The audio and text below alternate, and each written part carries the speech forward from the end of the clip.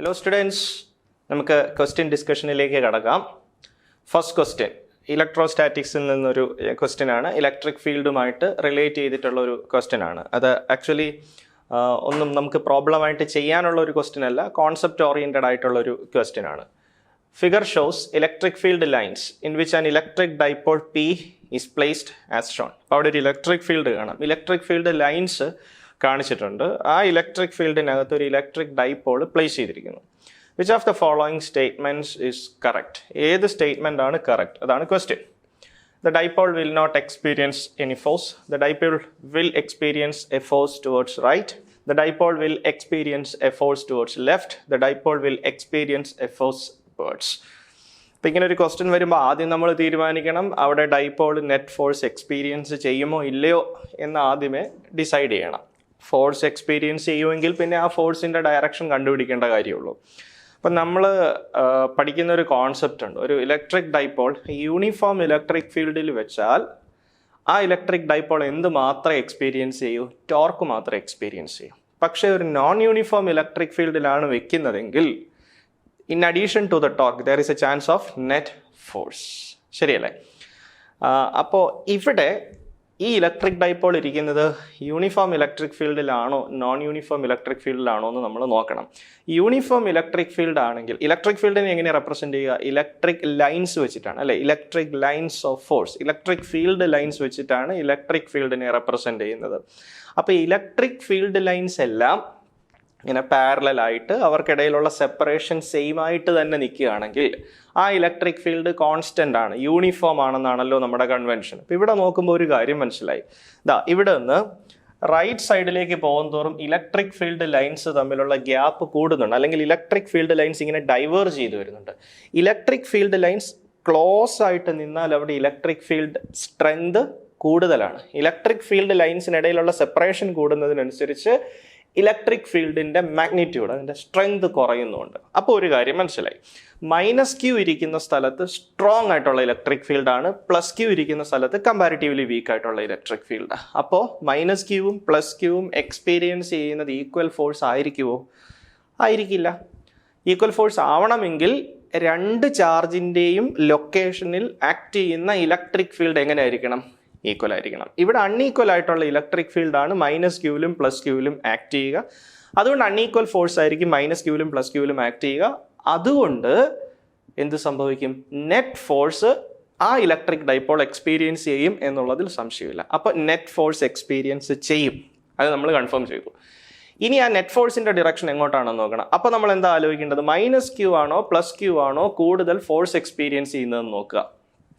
Okay, അതെങ്ങനെ കണ്ടുപിടിക്കും? അത് വളരെ സിമ്പിളാണ്. -Qൻ്റെ ലൊക്കേഷനിൽ ഇലക്ട്രിക് ഫീൽഡ് സ്ട്രോങ് ആണ്, +Qൻ്റെ ലൊക്കേഷനിൽ ഇലക്ട്രിക് ഫീൽഡ് വീക്ക് ആണ്. അപ്പോൾ ആരാണ് കൂടുതൽ ഫോഴ്സ് എക്സ്പീരിയൻസ് ചെയ്യുന്നത്? -Q ചാർജ് ആണ്. ശരിയല്ലേ? അപ്പോൾ -Q ചാർജ് ആണ് കൂടുതൽ ഫോഴ്സ് എക്സ്പീരിയൻസ് ചെയ്യുന്നത്. +Q ചാർജ് എക്സ്പീരിയൻസ് ചെയ്യുന്ന ഫോഴ്സ് കമ്പാരിറ്റീവ്ലി വീക്ക് ആണ്. അപ്പോൾ -Q ചാർജ് എക്സ്പീരിയൻസ് ചെയ്യുന്ന ഫോഴ്സിൻ്റെ ഡിറക്ഷൻ ഏതാണോ ആ ഡിറക്ഷനിലല്ലേ ആ ഇലക്ട്രിക് ഡൈപോൾ മൂവ് ചെയ്യുള്ളൂ. ആ ഡയറക്ഷൻ നമുക്ക് കണ്ടുപിടിക്കണം. അപ്പോൾ ഒരു ഇലക്ട്രിക് ഫീൽഡിൻ്റെ ഡിറക്ഷൻ ഇങ്ങനെ കാണിച്ചിരിക്കുന്നു എന്നിരിക്കട്ടെ. What does it mean? Electric field എന്ന് പറയുന്നത് പോസിറ്റീവ് ചാർജിൽ നിന്ന് നെഗറ്റീവ് ചാർജിലേക്കാണ്. നിങ്ങൾക്ക് അങ്ങനെ അസ്യൂം ചെയ്യാം. അല്ലെങ്കിൽ വേറൊരു മെത്തേഡ് എന്ന് പറയുന്നത് പോസിറ്റീവ് ചാർജ് എക്സ്പീരിയൻസ് ചെയ്യുന്ന ഫോഴ്സിൻ്റെ ഡിറക്ഷൻ ഫീൽഡിൻ്റെ സെയിം ഡിറക്ഷനിലാണ്, നെഗറ്റീവ് ചാർജ് എക്സ്പീരിയൻസ് ചെയ്യുന്ന ഫോഴ്സിൻ്റെ ഡിറക്ഷൻ ഫീൽഡിന് നേരെ ഓപ്പോസിറ്റ് ആണ്. അപ്പോൾ നമുക്ക് അവിടെ ഒരു -Q ചാർജും ഉണ്ട്, ഒരു +Q ചാർജും ഉണ്ട്. ഓക്കെ, ഈ -Q ചാർജ് ഇപ്പോൾ ഫീൽഡിൻ്റെ ഡിറക്ഷൻ ഇങ്ങനെയാണെന്ന് ആദ്യം തന്നെ കാണിച്ചിട്ടുണ്ട്. അപ്പോൾ -Q ചാർജ് എക്സ്പീരിയൻസ് ചെയ്യുന്ന ഫോഴ്സിൻ്റെ ഡിറക്ഷൻ ഇതാ ഇങ്ങോട്ടായിരിക്കും, force on -Q. Plus charge experience ചെയ്യുന്ന ഫോഴ്സിൻ്റെ ഡിറക്ഷൻ ഫീൽഡിൻ്റെ സെയിം ഡിറക്ഷനിലായിരിക്കും. അപ്പോൾ ആ ഫോഴ്സ് ഈ ഡിറക്ഷനിലായിരിക്കും, ഫോഴ്സ് ഓൺ +Q ചാർജ്. ഇനി ഏത് ഫോഴ്സാണ് വലുത്? Force acting on -Q greater than force acting on +Q നമ്മൾ പറഞ്ഞല്ലോ.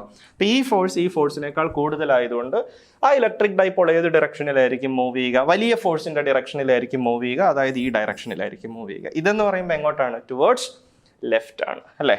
So the dipole will experience a force towards left എന്ന് പറയുന്ന ഓപ്ഷൻ വേണം സെലക്ട് ചെയ്യാൻ. അതേതാണ്? Option C. Okay, next question. During the propagation of electromagnetic waves in a medium. അപ്പോൾ electromagnetic wave ഒരു മീഡിയത്തിലൂടെ പ്രൊപ്പഗേറ്റ് ചെയ്യുന്ന സമയത്ത് options: electric energy density is double of magnetic energy density, electric energy density is half of magnetic energy density, electric energy density is equal to the magnetic energy density, both electric and magnetic energy densities are zero. വളരെ വളരെ വളരെ simple ആയിട്ടുള്ള ഒരു question. Electromagnetic ഫീൽഡിന്റെ പ്രത്യേകത electric ഫീൽഡിലും മാഗ്നറ്റിക് ഫീൽഡിലും ക്യാരി ചെയ്യുന്ന എനർജി സെയിം ആയിരിക്കും എന്നുള്ളതാണല്ലോ. അതായത് എനർജി ഡെൻസിറ്റി എന്ന് പറഞ്ഞാൽ എന്താണ്? എനർജി പെർ യൂണിറ്റ് വോളിയമാണ്. ഇപ്പോൾ ഇലക്ട്രോമാഗ്നറ്റിക് വേവ് എന്ന് പറയുന്നത് coupled oscillation of electric field and magnetic field ആണ്. അതിനകത്ത് എന്തൊക്കെയുണ്ട്? ഇലക്ട്രിക് ഫീൽഡും ഉണ്ട്, മാഗ്നറ്റിക് ഫീൽഡും ഉണ്ട്. ഇലക്ട്രിക് ഫീൽഡ് എനർജി ക്യാരി ചെയ്യും, മാഗ്നറ്റിക് ഫീൽഡും എനർജി ക്യാരി ചെയ്യും. രണ്ടുപേരും ക്യാരി ചെയ്യുന്ന എനർജി ഈക്വൽ ആയിട്ടാണ്, ഈക്വൽ എമൗണ്ട് എനർജിയാണ് അവർ ക്യാരി ചെയ്യുന്നത് എന്നുള്ളത് ഇലക്ട്രോ മാഗ്നറ്റിക് വേവ് എന്ന് പറയുന്ന ചാപ്റ്ററിന്റെ തിയറിയിൽ നമ്മൾ വളരെ ക്ലിയർ ആയിട്ട് പഠിക്കുന്ന ഒരു കാര്യമാണ്. അപ്പോൾ ഏതാ ഓപ്ഷൻ? ഓപ്ഷൻ സി വരാൻ പറ്റൂ. ഓപ്ഷൻ സി എന്താ? Electric energy density is equal to magnetic energy density. അതിൻ്റെ എക്സ്പ്രഷനും ഒക്കെ നമ്മൾ പഠിക്കുന്നതാണ്. Okay, next question. The electric flux through a closed Gaussian surface depends upon. അപ്പോൾ അതും ഇലക്ട്രോസ്റ്റാറ്റിക്സ് എന്ന് പറയുന്ന ചാപ്റ്ററിൽ ഒരു കോൺസെപ്റ്റ് തന്നെയാണ്. ഒരു ക്ലോസ്ഡ് സർഫസിലൂടെയുള്ള ഇലക്ട്രിക് ഫ്ലക്സ് എന്തിനെയാണ് ഡിപ്പെൻഡ് ചെയ്യുന്നത്? Net charge and permittivity of the medium, net charge enclosed, permittivity of the medium and size of the Gaussian surface, net charge enclosed only, permittivity of the medium only. അപ്പോൾ നമുക്ക് actually we have the equation phi is equal to Q by epsilon 0 എന്നുള്ളതാണല്ലോ നമ്മുടെ equation. എന്താ? ഒരു closed സർഫസിലൂടെ outward ആയിട്ട് വരുന്ന ഫ്ലക്സിന്റെ equation Q by epsilon 0 എന്നുള്ളതാണ്. അപ്പോൾ ഈ Q എന്താണ്? എൻക്ലോസ്ഡ് Q ആണ്. അതായത് ആ ഗോസിയൻ സർഫസ്, ആ ക്ലോസ്ഡ് സർഫസിനകത്ത് വരുന്ന ചാർജ് ആണ് അവിടെ ഉദ്ദേശിക്കുന്നത്. അത് നമ്മൾ തിയറിയിൽ പഠിക്കുന്നുണ്ട്. അപ്പോൾ 1/epsilon 0 into Q എൻക്ലോസ്ഡ് എന്നുള്ളതാണ്. അപ്പോൾ എന്തിനെയൊക്കെ ഡിപ്പെൻഡ് ചെയ്യും? ആ ഗോസിയാൻ സർഫസ് എൻക്ലോസ് ചെയ്തിരിക്കുന്ന ചാർജിനെ ഡിപ്പെൻഡ് ചെയ്യും. ആ ഫ്ലക്സിനെ ഡിറ്റർമിൻ ചെയ്യുന്നതിൽ ഒരു ഫാക്ടർ ആ ക്ലോസ്ഡ് സർഫസിനകത്തുള്ള ചാർജാണ്. അപ്പോൾ Q എന്തായാലും വരണം. 2 പെർമിറ്റിവിറ്റി വരുന്നുണ്ട്, ശരിയല്ലേ? അപ്പോൾ മീഡിയം മാറുന്നതിനനുസരിച്ച് ഈ ഡേറ്റ മാറിക്കൊണ്ടിരിക്കും. ഈ epsilon 0 എന്ന് പറയുന്നത് നിങ്ങൾക്കറിയാം പെർമിറ്റിവിറ്റി ഓഫ് ഫ്രീ സ്പേസ് ആണ്, ശരിയല്ലേ? മറ്റൊരു മീഡിയമാണ് വരുന്നതെങ്കിൽ എന്ത് പറ്റും? അവിടെ ഈ epsilon 0ക്ക് ചേഞ്ച് വന്നുകൊണ്ടിരിക്കും. അപ്പോൾ അതുകൊണ്ട് എന്തിനെയൊക്കെ ഡിപ്പെൻഡ് ചെയ്തിട്ടാണ് ഫ്ലക്സ് വരിക? ഒന്ന്, ആ ക്ലോസ്ഡ് സർഫസിനകത്തുള്ള ചാർജ്, 2 മീഡിയം. ഈ 2 കാര്യങ്ങളെ ഡിപ്പെൻഡ് ചെയ്തിട്ടായിരിക്കും ഫ്ലക്സിനെ ഡിറ്റർമിൻ ചെയ്യേണ്ടത്. അപ്പോൾ അതുകൊണ്ട് നമ്മുടെ ഓപ്ഷൻ ഏതാ? Net charge enclosed by the സർഫസും വേണം, പെർമിറ്റിവിറ്റി ഓഫ് ദ മീഡിയവും വേണം. അപ്പോൾ അത് രണ്ടും കൂടെ കൺസിഡർ ചെയ്താൽ നമ്മുടെ ഓപ്ഷൻ ഏതാണ്? ഓപ്ഷൻ എ ആണ്. Okay, next question. For a point charge, graph between electric field versus distance is given by. ഇതും ഒരു സിമ്പിൾ ക്വസ്റ്റ്യൻ ആണ്. നമ്മുടെ ഇക്വേഷൻ ഉണ്ട്. പോയിന്റ് ചാർജ് പ്രൊഡ്യൂസ് ചെയ്യുന്ന ഇലക്ട്രിക് ഫീൽഡിന്റെ ഇക്വേഷൻ 1/4πε0 Q by r². അപ്പോൾ ഇതിനകത്ത് 1/4πε0 ഒരു കോൺസ്റ്റന്റ് ആണ്, Q കോൺസ്റ്റന്റ് ആണ്. അപ്പം അത്രയും കോൺസ്റ്റൻസിനെയും ഈ ഈക്വൽ ടു സൈനെയും കൂടെ മാറ്റിയാൽ നമുക്ക് ഇങ്ങനെ ഒരു റിലേഷൻ ആയില്ലേ, ഈ പ്രൊപ്പോർഷണൽ ടു 1/r². ഇനി നമ്മളൊരു ഗ്രാഫ് വരയ്ക്കാൻ പോവാം. ഗ്രാഫിൻ്റെ എക്സ് ആക്സിസിൽ നമ്മൾ R എടുക്കുന്നു, Y ആക്സിസിൽ ഇലക്ട്രിക് ഫീൽഡും എടുക്കുന്നു. എന്നിട്ടാണ് ഗ്രാഫ് വരയ്ക്കേണ്ടത്. അപ്പോൾ ഈ ഗ്രാഫിൻ്റെ ഷേപ്പ് ഏതായിരിക്കും എന്ന് ആദ്യമേ ഡിറ്റർമിൻ ചെയ്യണം. ഓക്കെ, ഇലക്ട്രിക് ഫീൽഡ് ഏത് ആക്സിസിലാണ് എടുത്തത്? Y ആക്സിസിലാണ്. So Y proportional to 1/ distance. R ഏത് ആക്സിസിലാണ് എടുക്കുന്നത്? X ആക്സിസിലാണ് എടുക്കുന്നത്. അപ്പോൾ ഗ്രാഫ് ഏതാണ്? Y പ്രൊപ്പോർഷണൽ ടു 1/x² ഗ്രാഫാണ്. Y proportional to 1/x² graph നമുക്കറിയാം, ഇങ്ങനെ സ്ട്രെയിറ്റ് ലൈൻ അല്ലാതെ നെഗറ്റീവ് സ്ലോപ്പുള്ള ഗ്രാഫാണല്ലോ Y പ്രൊപ്പോർഷണൽ ടു 1/x² ഗ്രാഫാണ്. അത് മാത്രമല്ല, എൻട്രൻസിന് പ്രിപ്പയർ ചെയ്യുന്ന കുട്ടികൾ Y proportional to x, Y proportional to x², 1/x, 1/x², e⁻x logarithm of x, ഇത്രയും ഗ്രാഫ് എങ്കിലും മിനിമം അറിഞ്ഞിരിക്കണം. അപ്പോൾ അങ്ങനെയാണെങ്കിലുള്ള അഡ്വാൻറ്റേജ് എന്താ? നമുക്ക് റിലേഷൻ കാണുമ്പോൾ തന്നെ ഏത് ഗ്രാഫ് വേണമെന്നുള്ളത് ഡിറ്റർമിൻ ചെയ്യാൻ പറ്റും. അപ്പോൾ അങ്ങനെ നോക്കുന്ന സമയത്ത് ഈ ഷേപ്പ് വരുന്ന ഗ്രാഫ് ഏതാണ്? ഓപ്ഷൻ ബി ആണ്. വളരെ ഈസി ആയിട്ട് ഈ ഗ്രാഫിൻ്റെ ഷേപ്പ് നമ്മൾ ബൈഹാർട്ട് ചെയ്ത് വെച്ചിട്ടുണ്ടെങ്കിൽ, നമുക്ക് അറിയാമെങ്കിൽ നമുക്ക് ആൻസർ വളരെ ഈസി ആയിട്ട് തന്നെ കണ്ടുപിടിക്കാൻ പറ്റും. ഓക്കെ, സോ 4th ക്വസ്റ്റിൻ്റെ ആൻസർ ഓപ്ഷൻ ബി ആണ്. Next question. Potential at a point X due to some charges situated on the x-axis is given by V of x is equal to 20 divided by x square minus 4 volts. The electric field E at x equal to 4 micrometer is given by 5/3 volt per micrometer and is in positive x direction. Option B, 10/9 volt per micrometer and is in negative x direction. Option C, 10/9 volt per micrometer and is in positive x direction. 5/3 volt per micrometer and is in negative x direction. Okay, അപ്പോൾ എന്ത് തന്നിട്ടുണ്ട്? Potential തന്നിട്ടുണ്ട്. എന്ത് കണ്ടുപിടിക്കണം? Electric field കണ്ടുപിടിക്കണം. അപ്പോൾ അങ്ങനെ വരുമ്പോൾ നമ്മൾ എന്താ ചെയ്യേണ്ടത്? ഇലക്ട്രിക് ഫീൽഡും പൊട്ടൻഷ്യലും തമ്മിലുള്ള റിലേഷൻ ഓർത്ത് വയ്ക്കുക. എന്താണ് relation? E is equal to minus dV by dx. അല്ലേ? പ്ലസ് ടുവിലെ ഏറ്റവും ഇമ്പോർട്ടൻ്റ് ആയിട്ടുള്ള ഒരു ഇക്വേഷൻ ആണത്. Electric field can be expressed as negative gradient of potential. ശരിയല്ലേ? അത് എൻ സി ആർ ടിയിലെ ഒരു സെൻറ്റൻസ് തന്നെയാണ്. Electric field can be expressed as negative gradient of electric potential. ഇനി ആ പൊട്ടൻഷ്യലിൻ്റെ വാല്യൂ ഇവിടെ സബ്സ്റ്റിറ്റ്യൂട്ട് ചെയ്ത് ഇതിനെ ഡിഫറൻഷിയേറ്റ് ചെയ്തിട്ട് എക്സിന് 4 എന്ന് സബ്സ്റ്റിറ്റ്യൂട്ട് ചെയ്താൽ നമ്മുടെ ആൻസർ വരുമല്ലോ. അപ്പോൾ വി എന്താണ്? V 20 divided by x square minus 4. This is equal to 20 into, ഇത് ചെയ്യാനുള്ള എളുപ്പത്തിന് എക്സ് സ്ക്വയർ മൈനസ് 4നെ വേണമെങ്കിൽ ന്യൂമറേറ്ററിലേക്ക് ഇടാം. അപ്പോൾ x square minus 4 the whole raise to -1 എന്ന് വരുമല്ലോ. പിന്നെ അതിനെ ഡിഫറൻഷിയേറ്റ് ചെയ്താൽ മതി. So E is equal to minus d by d x of the, ആ പൊട്ടൻഷ്യലിൻ്റെ വാല്യൂ കൊടുക്കുക 20 into x square minus 4 the whole raise to -1. ഇനി ഇതിനെ ഡിഫറൻഷിയേറ്റ് ചെയ്യണം. Okay, so E is equal to minus 20 constant ആണ്, അതിനെ ഔട്ട്സൈഡ് എടുക്കുക. പിന്നെ d by d x of ഈ ക്വാണ്ടിറ്റി എടുത്താൽ മതി. ഓക്കെ, അപ്പോൾ എങ്ങനെ വരും? എക്സ് റൈസ് ടു എന്നിൻ്റെ differential derivative n into x raise to n-1 ആണ്. ആ ഫോർമാറ്റ് കൊടുത്ത് കഴിയുമ്പോൾ -1 into x square minus 4 the whole raise to -2 into പിന്നെ എക്സ് സ്ക്വയറിൻ്റെ ഡിഫറൻഷ്യൽ എന്ത് വരും? 2x വരും. So this is equal to മൈനസും മൈനസൂടെ പ്ലസ് ആവും. 20 ഇൻറ്റു 2x എന്താവും? 40x ആവും. പിന്നെ that into x square minus 4 the whole raise to -2 എന്നാണല്ലോ, അതിനെ ഡിനോമിനേറ്ററിലേക്ക് ഇട്ടേക്കുക. അപ്പോൾ x square minus 4 the whole raise to +2 എന്ന് വരും. അപ്പോൾ ഇതാണ് ഇലക്ട്രിക് ഫീൽഡിൻ്റെ equation. Okay, 40x divided by x square minus 4 the whole square എന്ന് വരും ഇലക്ട്രിക് ഫീൽഡിൻ്റെ ഇക്വേഷൻ. ഇനി എക്സിന് എത്ര എന്ന് കൊടുക്കണം? 4 എന്ന് കൊടുക്കണം. ഓക്കെ, അത് നമുക്ക് സബ്സ്റ്റിറ്റ്യൂട്ട് ചെയ്ത് നോക്കാം. At x equal to 4 electric field എന്താ വരിക? E is equal to 40 into 4 divided by ഈ എക്സിന് 4 എന്ന് കൊടുക്കുമ്പോൾ അത് എന്ത് വരും? 16 വരും അല്ലേ? 4 സ്ക്വയർ വരും. That is 16 minus 4 the whole square എന്ന് വരും. ദിസ് ഈസ് ഈക്വൽ ടു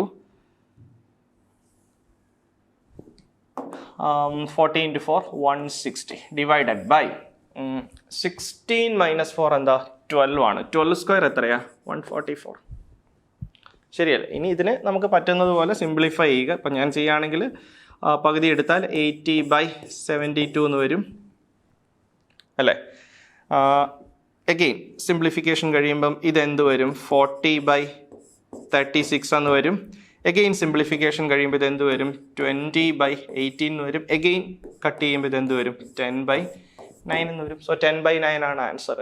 പിന്നെ ഇലക്ട്രിക് ഫീൽഡിനകത്ത് മൈനസ് സൈൻ ഒന്നുമില്ല. അപ്പോൾ എക്സിൻ്റെ ഡിറക്ഷൻ ഏതാണോ അത് തന്നെയാണ് ഇലക്ട്രിക് ഫീൽഡിൻ്റെ ഡിറക്ഷൻ. വിച്ച് മീൻസ് ഇലക്ട്രിക് ഫീൽഡിൻ്റെ ഡിറക്ഷൻ എന്ന് പറയുന്നത് പോസിറ്റീവ് എക്സ് ഡിറക്ഷനിലാണ്. അപ്പോൾ 10/9 ആണ് നമ്മൾ ആൻസർ ആയിട്ട് സെലക്ട് ചെയ്യേണ്ടത്. അപ്പോൾ ഓപ്ഷനിലേക്ക് നോക്കാം. അപ്പോൾ 10/9 വരണം, പോസിറ്റീവ് എക്സ് ഡിറക്ഷനിലും ആയിരിക്കണം. 10/9 വരണം, പോസിറ്റീവ് എക്സ് ഡിറക്ഷനിലും ആയിരിക്കണം. അതേതാണ് ആൻസർ? ഓപ്ഷൻ ബി നോക്കുക. 10/9 volt per micrometre. X substitute ചെയ്യുന്ന മൈക്രോമീറ്ററിലാണ്. And is in negative x direction. Option C 10/9 volt per micrometre and is in positive x direction. അപ്പോൾ ഏതാണ് ആൻസർ? ഓപ്ഷൻ സി ആണ്. Okay, next question. Question number 6. 5 capacitors are connected as shown in figure. The equivalent capacitance between A and B is. ഞാൻ circuit ഒന്ന് വരയ്ക്കാം.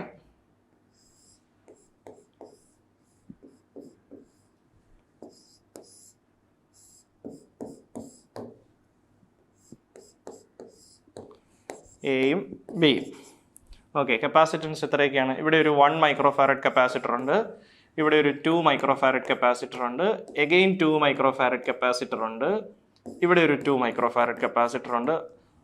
ഇനി ഒരു capacitor ഇത് ഇങ്ങനെ കണക്ട് ചെയ്തിട്ടിരിക്കുന്നു. ഇവിടെ എത്രയാ? 1 micro farad capacitor. Between A and B equivalent capacitance ആണ് നമുക്ക് വേണ്ടത്. ഇനി ഇതിനെ സിംപ്ലിഫൈ ചെയ്യണം. അപ്പോൾ നമ്മളെങ്ങനെയാണ് നോക്കേണ്ടത്? ഈ 2 പോയിന്റ് ആദ്യമേ സെലക്ട് ചെയ്യുക, ഈ പോയിന്റും ഈ പോയിന്റും. അപ്പോൾ ഈ പോയിന്റിൽ നിന്ന് ഈ പോയിന്റിലേക്ക് എത്താൻ എത്ര റൂട്ടുണ്ട്? 2 റൂട്ടുണ്ട്. ഒന്ന് ദാ ഇങ്ങനെ വരാം, 2 ദാ ഇങ്ങനെ വരാം. അപ്പോൾ ഒരു പോയിന്റിൽ നിന്ന് വേറൊരു പോയിന്റിലേക്ക് എത്താൻ 2 ഇൻഡിപെൻഡന്റ് പാത്ത് ഉണ്ടെങ്കിൽ ആ 2 പാത്തും പാരലൽ എന്നാണല്ലോ പറയുന്നത്.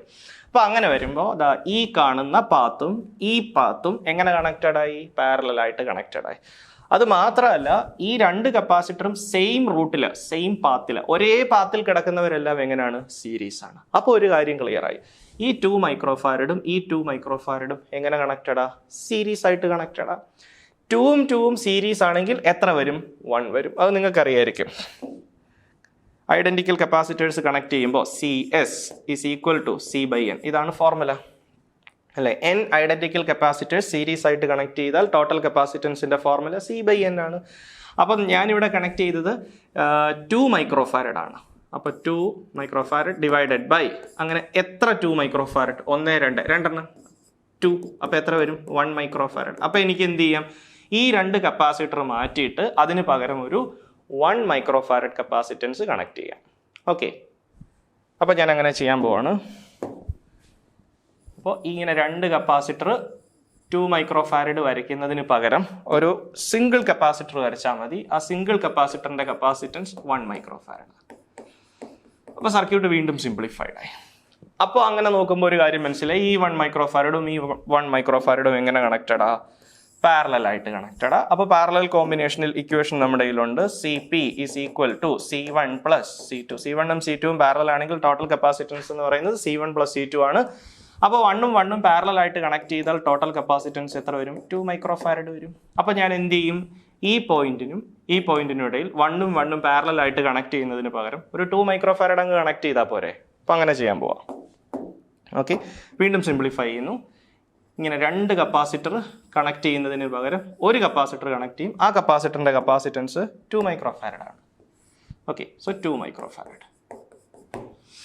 ഇനി നമ്മൾ നോക്കേണ്ടത് ഈ പോയിന്റിൽ നിന്ന് ഈ പോയിന്റിലേക്ക് വരണം. കാരണം നമുക്ക് എയിൽ നിന്ന് ബിയിലാണല്ലോ എത്തേണ്ടത്. അപ്പോൾ എയിൽ നിന്ന് ബിയിൽ എത്താൻ ഇനി എത്ര റൂട്ട് ഉണ്ടെന്ന് നോക്കുക. എഗെയിൻ 2 റൂട്ടുണ്ട്. എയിൽ നിന്ന് ബിയിൽ എത്താൻ 2 റൂട്ട് ഇനിയും ഉണ്ട്. കാരണം എയിൽ നിന്ന് ഡയറക്റ്റ് ആയിട്ട് ഇങ്ങനെ എയിൽ നിന്ന് ഈ കപ്പാസിറ്റർ വഴി ബിയിലെത്താം. അതായത് എയിൽ നിന്ന് ഈ 1 മൈക്രോ ഫാരഡ് വഴി ബിയിലെത്താം. പിന്നെ എയിൽ നിന്ന് ഈ കപ്പാസിറ്ററിലൂടെ ഈ കപ്പാസിറ്ററിലൂടെയും ബിയിലെത്താം. അപ്പോൾ വീണ്ടും എയിൽ നിന്ന് ബിയിലേക്ക് എത്താൻ എത്ര റൂട്ടായി? 2 റൂട്ടായി. അപ്പോൾ ഈ റൂട്ടും എങ്ങനെ കണക്റ്റഡാ? എഗെയിൻ പാരലൽ ആയിട്ട് കണക്റ്റഡാ. അതിൽ തന്നെ ഈ 2 കപ്പാസിറ്റർ എങ്ങനെ കണക്റ്റഡാ? സീരീസ് ആയിട്ട് കണക്റ്റഡാ. നമ്മൾ ഓൾറെഡി പറഞ്ഞതാണ് 2ഉം സീരീസ് ആയ ടോട്ടൽ കപ്പാസിറ്റൻസ് എത്രയാണ്? 1 മൈക്രോ ഫാരഡ് ആണ്. അപ്പോൾ എഗെയിൻ ഇതിനെ മോഡിഫൈ ചെയ്യുന്നു. എ വരച്ചു, ബി 1 മൈക്രോ ഫാരഡ്. ഈ 1 മൈക്രോ ഫാരഡ് അങ്ങനെ തന്നെ എഴുതി. പിന്നെ എന്ത് ചെയ്യണം? ഈ 2 മൈക്രോ ഫാരഡും ഈ 2 മൈക്രോ ഫാരഡും കൂടെ സീരീസ് ആകുമ്പോൾ എത്രയാവും? 1 മൈക്രോ ഫാരഡ് ആവും. ഉണ്ടോ? 1 മൈക്രോ ഫാരഡ്. അപ്പോൾ അവസാനം ഈ 1ഉം എങ്ങനെ കണക്റ്റഡ് ആയി? പാരലൽ ആയിട്ട് കണക്റ്റഡ് ആയി. 1ഉം പാരലൽ ആയിട്ട് കണക്ട് ചെയ്താൽ ടോട്ടൽ കപ്പാസിറ്റൻസ് എത്രയാണ്? C1ഉം C2ഉം പാരലൽ ആണെങ്കിൽ total capacitance C1 plus C2. അപ്പോൾ 1ഉം പാരലൽ ആയിട്ട് കണക്ട് ചെയ്താൽ ടോട്ടൽ കപ്പാസിറ്റൻസ് 1 പ്ലസ് 1 ആണ്. So the answer is 2 micro farad. 2 micro farad ആണ് നമ്മുടെ കറക്റ്റ് ആയിട്ടുള്ള ഓപ്ഷൻ. 2 micro farad. അപ്പോൾ അത് ഏതാ ഓപ്ഷൻ നോക്കാം. 2 മൈക്രോ ഫാരഡ്. 2 മൈക്രോ ഫാരഡ് എന്ന് പറയുമ്പോൾ ഏത് വരും? ഓപ്ഷൻ ബി വരും. 2 മൈക്രോ ഫാരഡ്, ഓപ്ഷൻ ബി.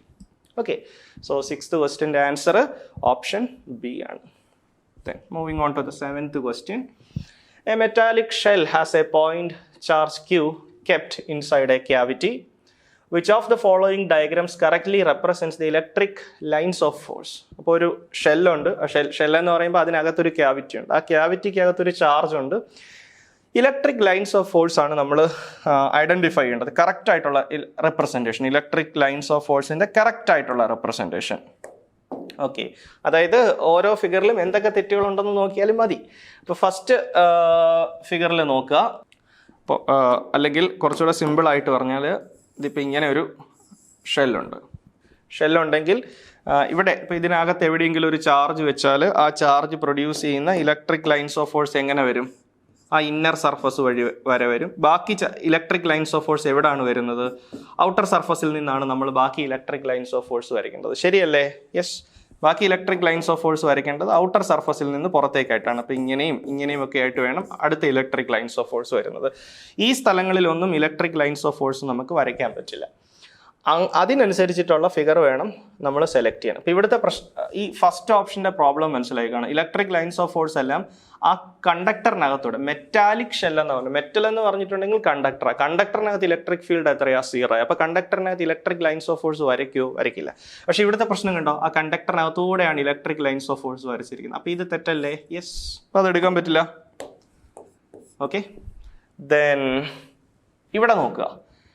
ഇത് കണ്ടോ, ഷെല്ലിനകത്ത് ക്യാവിറ്റിക്കകത്ത് ഒരു ചാർജ് ഉണ്ട്. ആ ചാർജിൽ നിന്ന് ഇലക്ട്രിക് ലൈൻസ് ഓഫ് ഫോഴ്സ് വരച്ചിരിക്കുന്നു. ആ ലൈൻസ് ഓഫ് ഫോഴ്സ് എല്ലാം ആ ഷെല്ലിന്റെ ഇന്നർ സർഫസ് വരെ വരച്ചിട്ടുണ്ട്. ബാക്കി ഇലക്ട്രിക് ലൈൻസ് ഓഫ് ഫോഴ്സ് എല്ലാം ഔട്ടർ സർഫസിന് പുറത്തേക്കാണ് വരച്ചിരിക്കുന്നത്. അപ്പോൾ ഇത് നമുക്ക് അക്സെപ്റ്റബിൾ ആണ്. ഇവിടുത്തെ പ്രശ്നം കണ്ടോ, ഇത് കണ്ടോ, രണ്ട് ഇലക്ട്രിക് ലൈൻസ് ഓഫ് ഫോഴ്സ് ആ മെറ്റലിനകത്തൂടെ കയറി വരുന്നതായിട്ടാണ് കാണിച്ചിരിക്കുന്നത്. അപ്പോൾ അതെടുക്കാൻ പറ്റില്ല. ഇവിടെയും അതുപോലെ തന്നെ മെറ്റലിനകത്തൂടെ electric lines of force pass ചെയ്യുന്നതായിട്ട് കാണിച്ചിട്ടുണ്ട്. അപ്പോൾ അങ്ങനെ നോക്കുമ്പോൾ നമുക്ക് ഇവിടെ അക്സെപ്റ്റബിൾ ആയിട്ടുള്ള ഓപ്ഷൻ ഏതാണ്? ഓപ്ഷൻ ബി ആണ്. സോ 7th ക്വസ്റ്റിൻ്റെ ആൻസർ ഓപ്ഷൻ ബി. ദെൻ ഒരു കാര്യം കൂടെ ശ്രദ്ധിക്കണം. ഒരു മെറ്റൽ എന്ന് പറയുമ്പോൾ എപ്പോഴും ഇങ്ങനെ വരുള്ളൂ, ഇക്വിപൊട്ടൻഷ്യൽ ആയിട്ടേ വരുള്ളൂ. അതുകൊണ്ട് എല്ലാ ഇലക്ട്രിക് ലൈൻസ് ഓഫ് ഫോഴ്സും മെറ്റലിൻ്റെ സർഫസിലേക്ക് എത്ര ഡിഗ്രിയിൽ തന്നെ വരയ്ക്കണം? 90 ഡിഗ്രിയിൽ തന്നെ വരയ്ക്കണം. ഇപ്പം ഈ ഷെല്ല് അല്ലെങ്കിൽ സ്ഫിയർ എന്നൊക്കെ പറയും. ഷെല്ല് എന്ന് പറയുമ്പോൾ ഏതാണ് ഷേപ്പ്? സ്ഫെറിക്കൽ ഷേപ്പാണ്. അപ്പോൾ സ്ഫിയറിൻ്റെ നോർമൽ പെർപെൻഡിക്കുലർ എന്ന് പറഞ്ഞാൽ ആരുടെ ഡിറക്ഷൻ തന്നെയാണ്? റേഡിയസിൻ്റെ ഡിറക്ഷൻ തന്നെയാണ്. അപ്പോൾ അതും ഇവിടെ സാറ്റിസ്ഫൈഡ് ആണ്. നിങ്ങൾ നോക്കുമ്പോൾ ഇതുണ്ടോ, ഈ ഇലക്ട്രിക് ലൈൻസ് ഓഫ് ഫോഴ്സ് എല്ലാം ആ സ്ഫിയറിൻ്റെ സർഫസിലേക്ക് എത്ര ഡിഗ്രിയിലാണ് ടച്ച് ചെയ്യുന്നത്? 90 ഡിഗ്രിയിലാണ് ടച്ച് ചെയ്യുന്നത്. അതും ഒരു കണ്ടീഷനാണ്. ഒരു ചാർജ്ഡ് ഷെൽ ഇക്വിപൊട്ടൻഷ്യൽ ആയിരിക്കും. ഇക്വിപൊട്ടൻഷ്യൽ ആയി കഴിഞ്ഞാൽ എല്ലാ ഇലക്ട്രിക് ലൈൻസ് ഓഫ് ഫോഴ്സും അതിൻ്റെ സർഫസിൽ നിന്ന് എത്ര ഡിഗ്രിയിലേ ഒറിജിനേറ്റ് ചെയ്യൂ? 90 ഡിഗ്രിയിലേ ഒറിജിനേറ്റ് ചെയ്യൂ. അപ്പോൾ ഈ രണ്ട് കോൺസെപ്റ്റും നമ്മൾ ഓർക്കുക. ഒന്ന്, മെറ്റലിനകത്ത് ഇലക്ട്രിക് ലൈൻസ് ഓഫ് ഫോഴ്സ് വരയ്ക്കാൻ പാടില്ല. രണ്ട്, എല്ലാ ഇലക്ട്രിക് ലൈൻസ് ഓഫ് ഫോഴ്സും സർഫസിലേക്ക് എത്ര ഡിഗ്രിയിൽ തന്നെ വരയ്ക്കണം? 90 ഡിഗ്രിയിൽ തന്നെ വരയ്ക്കണം. അപ്പോൾ ഈ ക്രൈറ്റീരിയ എല്ലാം മീറ്റ് ചെയ്യുന്ന ഒരു ഫിഗറാണ് ഓപ്ഷൻ ബി. അതുകൊണ്ട് ധൈര്യമായിട്ട് ഓപ്ഷൻ ബി സെലക്ട് ചെയ്യാം. ഓക്കെ,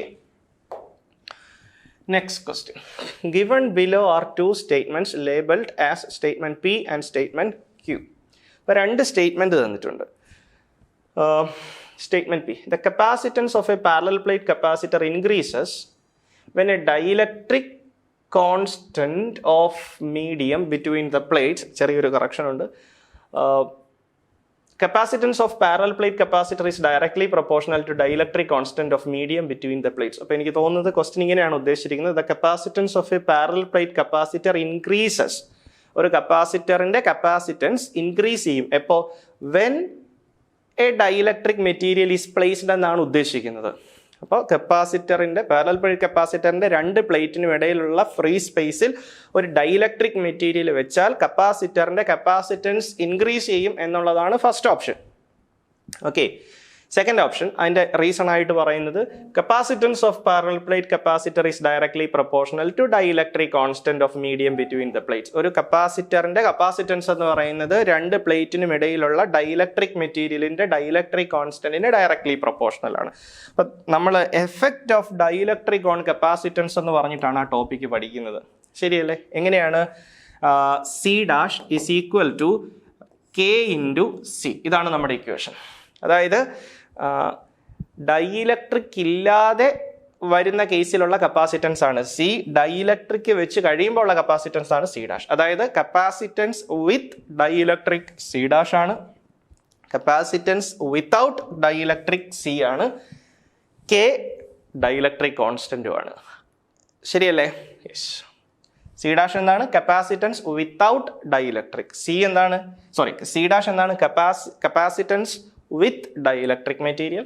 സി എന്താണ്? Capacitance without dielectric material. K എന്താണ്? ഡൈഇലക്ട്രിക് കോൺസ്റ്റന്റ്, മെറ്റീരിയലിൻ്റെ ഡൈഇലക്ട്രിക് കോൺസ്റ്റന്റ്. എന്നിട്ട് നമ്മൾ ടെക്സ്റ്റിൽ പഠിക്കുന്ന കാര്യം ഇതാണ്.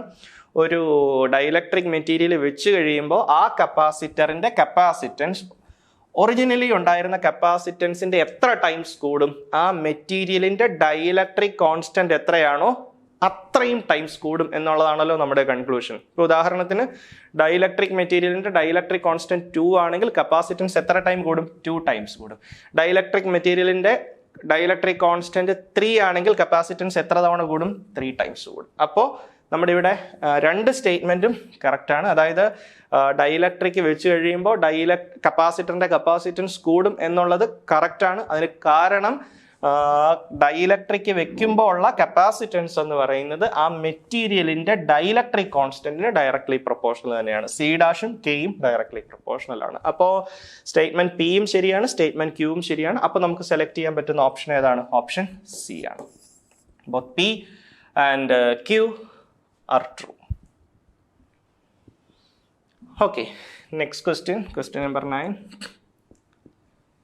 In the circuit diagram, the electric current through branch BC is BC വഴി ഫ്ലോ ചെയ്യുന്ന കറണ്ട് കണ്ടുപിടിക്കണം. അപ്പോൾ ഞാനൊരു കാര്യം ചെയ്യാം, ആ സർക്യൂട്ട് ഒന്നുകൂടെ വരയ്ക്കാം. അപ്പോൾ അതുവരെ ഒന്ന് വെയിറ്റ് ചെയ്യുക. ഓക്കെ, ആക്ച്വലി അതൊരു സിമ്പിൾ സർക്യൂട്ടാണ്, വലിയ കൺഫ്യൂഷൻ്റെ ആവശ്യമില്ല. അപ്പോൾ എയിൽ നിന്ന് സ്റ്റാർട്ട് ചെയ്യുന്നു. ഇങ്ങനെ ഒരു 2 ആംപിയർ കറണ്ട് ക്വസ്റ്റ്യനിൽ പറഞ്ഞിട്ടുണ്ട്. ഇത് ജംഗ്ഷൻ ബി ആണ്. ബിയിൽ നിന്ന് താഴേക്ക് ഒരു റെസിസ്റ്റൻസ് സിയിലെത്തുന്നു. ദെൻ ഇവിടെ ഒരു റെസിസ്റ്റൻസ്, ഇങ്ങനൊരു കോമ്പിനേഷൻ അല്ലേ. എന്നിട്ട് ഈ പോയിന്റിന് പേര് കൊടുത്തിട്ടുണ്ട് എച്ച്, ഈ പോയിന്റിന് പേര് കൊടുത്തിട്ടുണ്ട് ഡി. ഈ ഡയറക്ഷനിൽ വരുന്ന കറണ്ട് 2 ആംപിയർ ആണ്. പിന്നെ ഇവിടുത്തെ കറണ്ടിനെ പറ്റിയിട്ടൊന്നും മെൻഷൻ ചെയ്തിട്ടില്ല. ദെൻ താഴേക്ക് ഒരു റെസിസ്റ്റൻസ് പോകുന്നു, ഇങ്ങോട്ടൊരു റെസിസ്റ്റൻസ്. ഈ പോയിന്റ് ജി ആണ്, ഈ പോയിന്റ് ഇ ആണ്. ഈ റെസിസ്റ്റൻസ് വഴി ഒരു കറണ്ട് കാണിച്ചിട്ടുണ്ട്, എത്രയാണ്? 5 ആംപിയർ ആണ്. ഈ റെസിസ്റ്റൻസ് വഴി പോകുന്ന കറണ്ട് മെൻഷൻ ചെയ്തിട്ടുണ്ട്, എത്രയാണ്? 3 ആംപിയർ ആണ്. ദെൻ ഇങ്ങോട്ടൊരു റെസിസ്റ്റൻസ് ഉണ്ട് എഫിലേക്ക്, എഫ്. ഈ റൂട്ടിലെ കറണ്ട് എത്രയാണ്? 2 ആംപിയർ ആണ്. നമുക്ക് എന്താണ് ആക്ച്വലി വേണ്ടത്? നമുക്ക് വേണ്ടത് കറണ്ട് ത്രൂ ബി സി വഴി ഫ്ലോ ചെയ്യുന്ന കറണ്ടാണ് നമുക്ക് വേണ്ടത്. ബി സി എന്ന് പറയുമ്പോൾ ഈ 2 പോയിന്റിനിടയിൽ ഫ്ലോ ചെയ്യുന്ന കറണ്ടാണ് നമുക്ക് വേണ്ടത്. ഓക്കെ, അപ്പോൾ അത് ഈസി ആയിട്ട് ജംഗ്ഷൻ റൂൾ വെച്ച് കണ്ടുപിടിക്കാം. ശരിയല്ലേ? അപ്പോൾ നമ്മളെങ്ങനെ എടുക്കേണ്ടത്? ഇതുണ്ടോ, ഇങ്ങനെ വരുന്ന ഒരു കറണ്ട് ഉണ്ട്, അത് എത്രയാ? 2 ampere.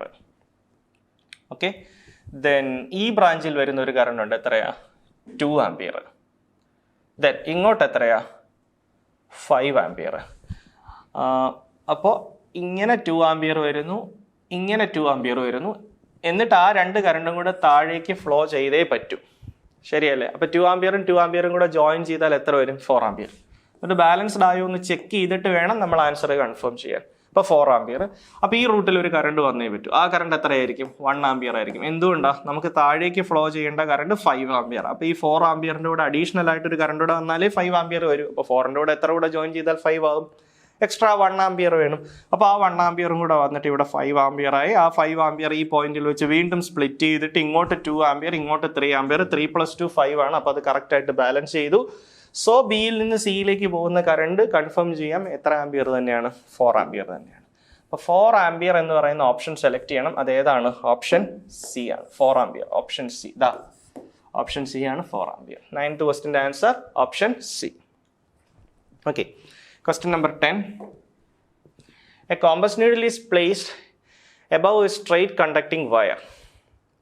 If a current passes through the conducting wire from south to north, then the deflection of the compass. അതൊരു ബേസിക് കോൺസെപ്റ്റ് തന്നെയാണ്. ഒരു കണ്ടക്ടിങ് വയർ എടുത്തു. ഈ കണ്ടക്ടിങ് വയറിലൂടെ കറണ്ട് പാസ് ചെയ്യുന്ന എവിടെ നിന്ന് എങ്ങോട്ടാണ്? സൗത്ത് ടു നോർത്ത് ആണ്. അപ്പോൾ അതാ ഇങ്ങനെ കൊടുത്തു. അപ്പോൾ കറണ്ട് സൗത്ത് ടു നോർത്താണ്. ദെൻ ഞാൻ ഇവിടെ സൗത്ത് എന്ന് എടുക്കും, ഇവിടെ നോർത്ത് എന്ന് എടുക്കും. So current passes from south to north. എന്നിട്ട് കോമ്പസ് നീഡിൽ എവിടെ പിടിക്കണം? If a current passes through the conducting wire from south to north, the deflection of compass needle is placed above the straight conducting wire എന്ന്. ഇതിപ്പോൾ ഈ vertical പ്ലെയിനിൽ വരച്ചാൽ അത് പറയാൻ ഇത്തിരി ബുദ്ധിമുട്ടുണ്ടായിരിക്കും. അതുകൊണ്ട് നമുക്ക് ഹൊറിസോണ്ടൽ പ്ലെയിനിലേക്ക് അതിനെ മാറ്റിയെടുക്കണം. ഓക്കെ, അപ്പം ഞാനൊരു കാര്യം ചെയ്യാം. ഞാൻ ഇങ്ങനെ അസ്യൂം ചെയ്യാം, നമുക്ക് കറണ്ട് ഫ്ലോ കിട്ടേണ്ട എവിടെ നിന്നാണ്? സൗത്ത് ടു നോർത്ത് ആണല്ലോ. അപ്പം ഞാൻ ഇങ്ങനെ അസ്യൂം ചെയ്യുന്നു, ഞാൻ ഇങ്ങനെ നിൽക്കുന്നു, എന്നിട്ട് ഇത് ഈസ്റ്റ് ആണ്, എൻ്റെ ബാക്ക് സൈഡ് വെസ്റ്റ് ആണ്, റൈറ്റ് സൈഡ് സൗത്ത് ആണ്, ലെഫ്റ്റ് സൈഡ് ഇങ്ങോട്ട് നോർത്ത് ആണ്. ഓക്കെ, അപ്പം east, west, south, north. Current flow എവിടെ നിന്ന് എങ്ങോട്ടാണ്? സൗത്ത് ടു നോർത്ത് ആണ്. അപ്പം ഈ ഡയറക്ഷനിലാണ് കറണ്ട് ഫ്ലോ ചെയ്യുന്നത്. ഇവിടെ നിന്ന് ഇങ്ങോട്ടാണ് കറണ്ട് ഫ്ലോ ചെയ്യുന്നത്. ഓക്കെ, കോമ്പസ് നീഡിൽ ആ വയറിൻ്റെ മുകളിലാണ്, അത് ഓർത്ത് വെക്കുക. കോമ്പസ് നീഡിൽ വെക്കുന്നത് ആ വയറിൻ്റെ എബവ് ദി വയറാണ്. വയർ എങ്ങനെയാണോ അതിൻ്റെ മുകളിലാണ് കോമ്പസ് നീഡിൽ വെക്കേണ്ടത്. അപ്പോൾ ആ കോമ്പസ് നീഡിലുണ്ടാകുന്ന ഡിഫ്ലക്ഷൻ എങ്ങനെയെന്നാണല്ലോ നമുക്ക് കാൽക്കുലേറ്റ് ചെയ്യേണ്ടത്. അപ്പോൾ ആദ്യമേ നമ്മൾ മാഗ്നറ്റിക് ഫീൽഡിൻ്റെ ഡയറക്ഷൻ കണ്ടുപിടിക്കണം. നമുക്കറിയാം, ഒരു സ്ട്രെയിറ്റ് കണ്ടക്ടറിലൂടെ കറണ്ട് പാസ് ചെയ്യുന്ന സമയത്ത് അതിന് ചുറ്റും ഒരു മാഗ്നറ്റിക് ഫീൽഡ് ഉണ്ടാകും. ആ മാഗ്നറ്റിക് ഫീൽഡിൻ്റെ ഡയറക്ഷൻ കാണാൻ നമ്മൾ ഈ റൂൾ യൂസ് ചെയ്താൽ മതിയല്ലോ, തമ്പ് റൂള്. അതായത് സ്ട്രെയിറ്റ് കണ്ടക്ടറിലൂടെ കറണ്ട് പാസ് ചെയ്യുന്ന ഡയറക്ഷനിൽ തമ്പ് പിടിക്കുക. ഓക്കെ, അപ്പോൾ ഈ ഫിംഗേഴ്സിൻ്റെ, ഈ ക്ലോസ്ഡ് ഫിംഗേഴ്സ് ആയിരിക്കും മാഗ്നറ്റിക് ഫീൽഡിൻ്റെ ഡയറക്ഷൻ ഇൻഡിക്കേറ്റ് ചെയ്യുന്നത്. അപ്പോൾ ഞാനതിവിടെ ഒന്ന് ഡെമോ ചെയ്ത് നോക്കാം. അപ്പോൾ ഇത് സൗത്ത് ആണ്, ഇത് നോർത്ത് ആണ്, current flow south to north ആണ്. അപ്പം ഇങ്ങനെയാണ്. ഓക്കെ, അപ്പോൾ എന്ത് ചെയ്യണം? തമ്പ് അതേ ഡയറക്ഷനിൽ പിടിക്കണം. എങ്ങോട്ടാ? സൗത്തിൽ നിന്ന് നോർത്തിലേക്ക്. ഈ ഡയറക്ഷനിൽ വേണം തമ്പ് വരാൻ. അപ്പോൾ ക്ലോസ്ഡ് ഫിംഗേഴ്സ് എങ്ങനെയാണെന്ന് നോക്കാം. ഇങ്ങനെയാണ് ക്ലോസിങ് നടക്കുന്നത്. ഇങ്ങനെ അല്ലേ, ഇങ്ങനെ പിടിച്ചാൽ ഇങ്ങനെയാണ് ക്ലോസിങ് നടക്കുന്നത്. ഇങ്ങനെയാണ്. അപ്പോൾ ഇവിടെ ഇങ്ങോട്ട് ഇങ്ങോട്ട് ഇങ്ങോട്ട് ഇങ്ങോട്ട് അല്ലേ, എബവ് ദി വയർ ഇങ്ങോട്ട്, ഇവിടെ ഇങ്ങോട്ട്. അങ്ങനെയാണല്ലോ ആ സർക്കിളിങ് നടക്കുന്നത്. ഇങ്ങനെയാണ് അത് സർക്കിൾ ചെയ്ത് വരുന്നത്. ഓക്കെ, അപ്പോൾ ഈ സ്ട്രെയിറ്റ് വയറിൻ്റെ മുകളിൽ, I mean above the straight wire, magnetic field ഇങ്ങനെയാണല്ലോ കറങ്ങുന്നത്. ഇങ്ങനെ വന്ന് എബവ് ദി വയർ ആകുമ്പോൾ ഇങ്ങോട്ടാണല്ലോ മാഗ്നറ്റിക് ഫീൽഡ്. ഇങ്ങനെ ഇങ്ങനെ ഇങ്ങനെ ഇങ്ങനെ ഇങ്ങനെയാണല്ലോ. അപ്പോൾ ഈ മുകളിൽ above the wire magnetic field അങ്ങോട്ടാണ്. അപ്പോൾ കോമ്പസ് നീഡിൽ ആരുടെ ഡയറക്ഷനിൽ അലൈൻ ചെയ്യുക? മാഗ്നറ്റിക് ഫീൽഡിന്റെ ഡയറക്ഷനിൽ അലൈൻ ചെയ്യുക. അപ്പോൾ above the wire magnetic field അങ്ങോട്ടാണെങ്കിൽ, ഈ ഡയറക്ഷനിലാണെങ്കിൽ കോമ്പസ് നീഡിൽ ആ ഡയറക്ഷനിൽ തന്നെയായിരിക്കും ഓറിയന്റേഷൻ കാണിക്കുക. അപ്പോൾ ഇവിടെ വെച്ചിരിക്കുന്ന കോമ്പസ് നീഡിൽ എന്ത് ചെയ്യും? ഇങ്ങോട്ട് ഡിഫ്ലക്ഷൻ കാണിക്കും. ഇത് ഏതാ ഡയറക്ഷൻ? അത് നമ്മൾ ആദ്യം തന്നെ പറഞ്ഞല്ലോ, ഇത് സൗത്തും, ഇത് സൗത്തും ഇത് നോർത്തും ആവുമ്പം ഇത് ഏതാണ് ഡയറക്ഷൻ? ഇത് ഈസ്റ്റ് ഡയറക്ഷൻ ആണ്. അപ്പോൾ കോമ്പസ് നീഡിൽ കാണിച്ചിരിക്കുന്ന ഡിഫ്ലക്ഷൻ എങ്ങോട്ടായിരിക്കും? ടുവേർഡ്സ് ഈസ്റ്റ് ആയിരിക്കും. ഓക്കെ, അപ്പോൾ ടുവേർഡ്സ് ഈസ്റ്റ് എന്ന് പറയുന്ന ഓപ്ഷൻ ഏതാണ്? Is towards east. Option B. മനസ്സിലായല്ലോ? Yes. Now question number 11. Newton's rings is a natural phenomenon that involves Newton's rings. എന്തിൻ്റെ ആഫ്റ്റർ എഫക്റ്റ് ആയിട്ടാണ് വരുന്നതെന്നാണ് ചോദ്യം. An interference pattern due to reflection of light between two surfaces, an interference pattern due to refraction of light between two surfaces, a diffraction pattern due to reflection of light between two surfaces, a diffraction pattern due to refraction of light between two surfaces. Newton's rings എന്ന് പറയുന്നത് ഇൻ്റർഫിയറൻസിൻ്റെ ഒരു after effect ആണ്. അപ്പോൾ option A ആണ് right choice. An interference pattern due to reflection between two surfaces. അത് ഓർത്ത് വെക്കുക. ന്യൂട്ടൺസ് റിങ്സ് എന്ന് പറയുന്നത് ഇന്റർഫിയറൻസിന്റെ ഒരു ആഫ്റ്റർ എഫക്റ്റ് ആയിട്ട് സംഭവിക്കുന്ന കാര്യമാണ്. So next question number 12. Column A represents characteristics of charged particle moving in a field, while column B represents the path. Column A represents characteristics of charged particle moving in a field. ഇപ്പോൾ field എന്ന് പറയുമ്പോൾ രണ്ട് field വരാം. Electric ഫീൽഡും ആവാം, magnetic ഫീൽഡും ആവാം. അപ്പോൾ ഒരു ചാർജ് ഇലക്ട്രിക് ഫീൽഡിലോ മാഗ്നറ്റിക് ഫീൽഡിലോ മൂവ് ചെയ്യുന്ന പാത്തിനെ പറ്റിയിട്ടാണ് അവിടെ മെൻഷൻ ചെയ്തിരിക്കുന്നത്. കോളം ബിയിലെല്ലാം ആ പാത്തിൻ്റെ ഷേപ്പാണ് പറഞ്ഞിരിക്കുന്നത്. ഓക്കെ, അപ്പോൾ നമുക്ക് 1 by 1 ആയിട്ട് നോക്കാം. കോളം എയിലെ first, a charged particle moving parallel to electric field. അപ്പോൾ ഇങ്ങനെ ഒരു ഇലക്ട്രിക് ഫീൽഡ് ഉണ്ട്. ഈ ഇലക്ട്രിക് ഫീൽഡിന് പാരലലായിട്ട് ഒരു ചാർജ്ഡ് പാർട്ടിക്കിൾ മൂവ് ചെയ്യാണ്. അപ്പോൾ ഒരു ചാർജ്ഡ് പാർട്ടിക്കിൾ, ഇവിടെ ഒരു ചാർജ് ഉണ്ട് Q. ആ Q ഇങ്ങോട്ടാണ് മൂവ് ചെയ്യുന്നതെന്നിരിക്കട്ടെ. അങ്ങനെയെങ്കിൽ അതിൻ്റെ ഡിറക്ഷൻ എങ്ങനെ വരും എന്നാണ് നമുക്ക് കണ്ടെത്തേണ്ടത്. അപ്പോൾ നമുക്കൊരു കാര്യം അറിയാം, ഇലക്ട്രിക് ഫീൽഡ് ചാർജ്ഡ് പാർട്ടിക്കിളിനായിട്ട് ഒരു ഫോഴ്സ് അപ്ലൈ ചെയ്യും. ആ ഫോഴ്സിൻ്റെ equation F is equal to QE എന്നുള്ളതാണ്. അതായത് ആ ഫോഴ്സിൻ്റെ ഡിറക്ഷൻ ഇലക്ട്രിക് ഫീൽഡിൻ്റെ സെയിം ഡിറക്ഷനിൽ തന്നെയായിരിക്കും. അപ്പോൾ ഈ ഇലക്ട്രിക് ഫീൽഡിലേക്ക്, ആ ഇലക്ട്രിക് ഫീൽഡിന്റെ ഡിറക്ഷന് പാരലൽ ആയിട്ടാണ് ഒരു ചാർജ്ഡ് പാർട്ടിക്കിൾ എൻ്റർ ചെയ്യുന്നതെന്നിരിക്കട്ടെ. ഇലക്ട്രിക് ഫീൽഡിലേക്ക് ആ ഇലക്ട്രിക് ഫീൽഡിന്റെ ഡിറക്ഷന് പാരലൽ ആയിട്ടാണ് ചാർജ്ഡ് പാർട്ടിക്കിൾ എൻ്റർ ചെയ്യുന്നതെങ്കിൽ ഇലക്ട്രിക് ഫീൽഡ് ചാർജ്ഡ് പാർട്ടിക്കിളിനായിട്ട് അപ്ലൈ ചെയ്യുന്ന ഫോഴ്സിന്റെ ഡിറക്ഷൻ ആരുടെ ഡിറക്ഷനിൽ തന്നെയാണ്? ഇലക്ട്രിക് ഫീൽഡിന്റെ ഡിറക്ഷനിൽ തന്നെയാണ്.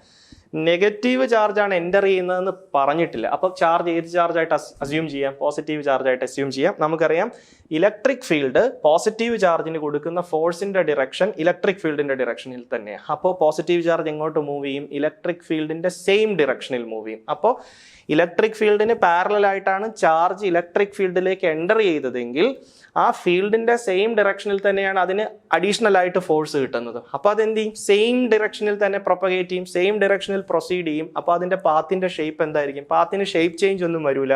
അപ്പോൾ അത് മൂവ് ചെയ്യുന്നത് ഏത് പാത്തിലായിരിക്കും? സ്ട്രെയിറ്റ് ലൈൻ പാത്തിലായിരിക്കും. ഓക്കെ, അപ്പോൾ സ്ട്രെയിറ്റ് ലൈൻ പാത്തായിരിക്കും. അപ്പോൾ ഒരെണ്ണം നമുക്ക് കിട്ടി. സ്ട്രെയിറ്റ് ലൈൻ പാത്ത് എന്ന് പറയുമ്പോൾ പി ആണ്. ദെൻ നെക്സ്റ്റ് വൺ നോക്കാം. A charged particle moving parallel to magnetic field. അപ്പോൾ മാഗ്നറ്റിക് ഫീൽഡ് ചാർജ്ഡ് പാർട്ടിക്കിളിനായിട്ട് അപ്ലൈ ചെയ്യുന്ന ഫോഴ്സിന് നമ്മുടെ ഈ ഇക്വേഷൻ ഉണ്ട്. ഏതാണ്? Magnetic Lorentz force QVB sine theta. അപ്പോൾ ഇവിടെ പറഞ്ഞിരിക്കുന്നത് മാഗ്നറ്റിക് ഫീൽഡിന് പാരലൽ ആയിട്ട് ചാർജ് വരണമെന്നാണ്.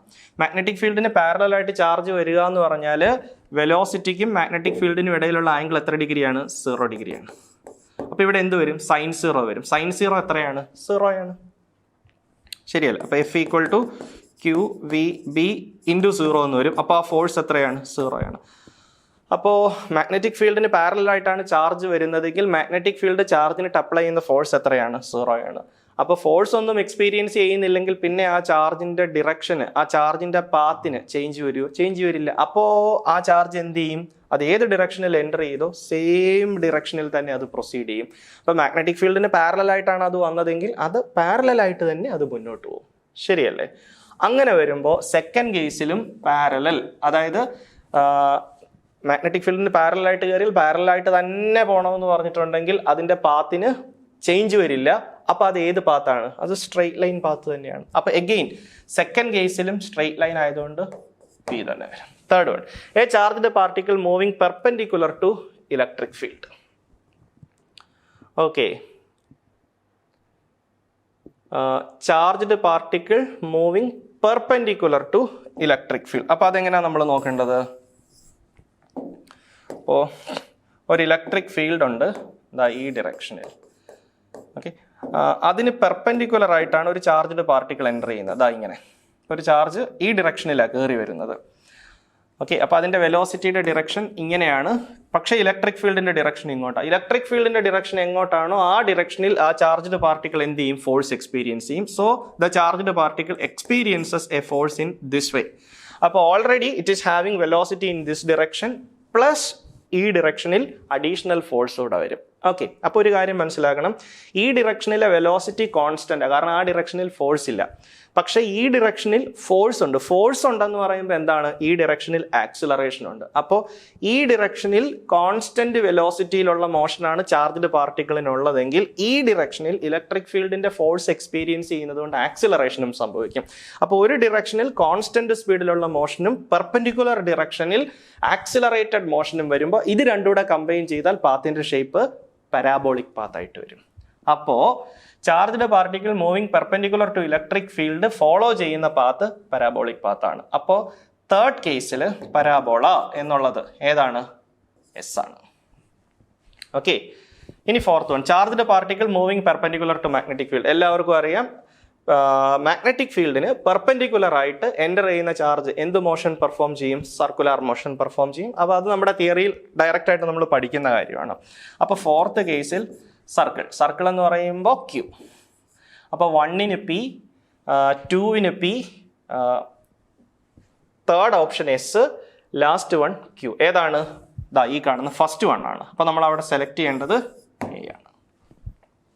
ഓക്കെ, നെക്സ്റ്റ് ക്വസ്റ്റ്യൻ നോക്കുക. An atom is a current loop. It is assumed that the magnetism of atom is caused by revolving electron due to which. ഈ circular ഈ ആറ്റത്തിനകത്ത് electron ഉണ്ടെന്ന് അറിയാം. ഇലക്ട്രോൺ രണ്ട് type motion perform ചെയ്യുന്നുണ്ട്. ഒന്ന് ന്യൂക്ലിയസിന് ചുറ്റും ഇങ്ങനെ ഓർബിറ്റൽ മോഷൻ, പിന്നെ ഓൺ ആക്സിസിൽ, സ്വന്തം ആക്സിസിൽ ഇലക്ട്രോൺ എന്ത് ചെയ്യുന്നുണ്ട്? സ്പിൻ ചെയ്യുന്നുണ്ട്. ഈ രണ്ട് മോഷൻ നടക്കുമ്പോഴും ആ ഇലക്ട്രോണിനെ നമുക്ക് എന്തായിട്ട് അസ്യൂം ചെയ്യാം? സർക്കുലർ കറണ്ട് ലൂപ്പായിട്ട് അസ്യൂം ചെയ്യാം. സർക്കുലർ കറണ്ട് ലൂപ്പ് എന്ത് പ്രൊഡ്യൂസ് ചെയ്യും? മാഗ്നറ്റിക് ഫീൽഡ് പ്രൊഡ്യൂസ് ചെയ്യും, അല്ലെങ്കിൽ സർക്കുലർ കറണ്ട് ലൂപ്പ് ഒരു മാഗ്നറ്റിക് ഡൈപോൾ ആയിട്ട് ബിഹേവ് ചെയ്യും. ഓക്കെ, അപ്പോൾ ഇലക്ട്രോണിന് എത്ര ടൈപ്പ് മോഷൻ ഉണ്ട്? 2 ടൈപ്പ് മോഷൻ ഉണ്ട്. എന്തൊക്കെയുണ്ട്? ഓർബിറ്റൽ മോഷനും ഉണ്ട്, സ്പിൻ മോഷനും ഉണ്ട്.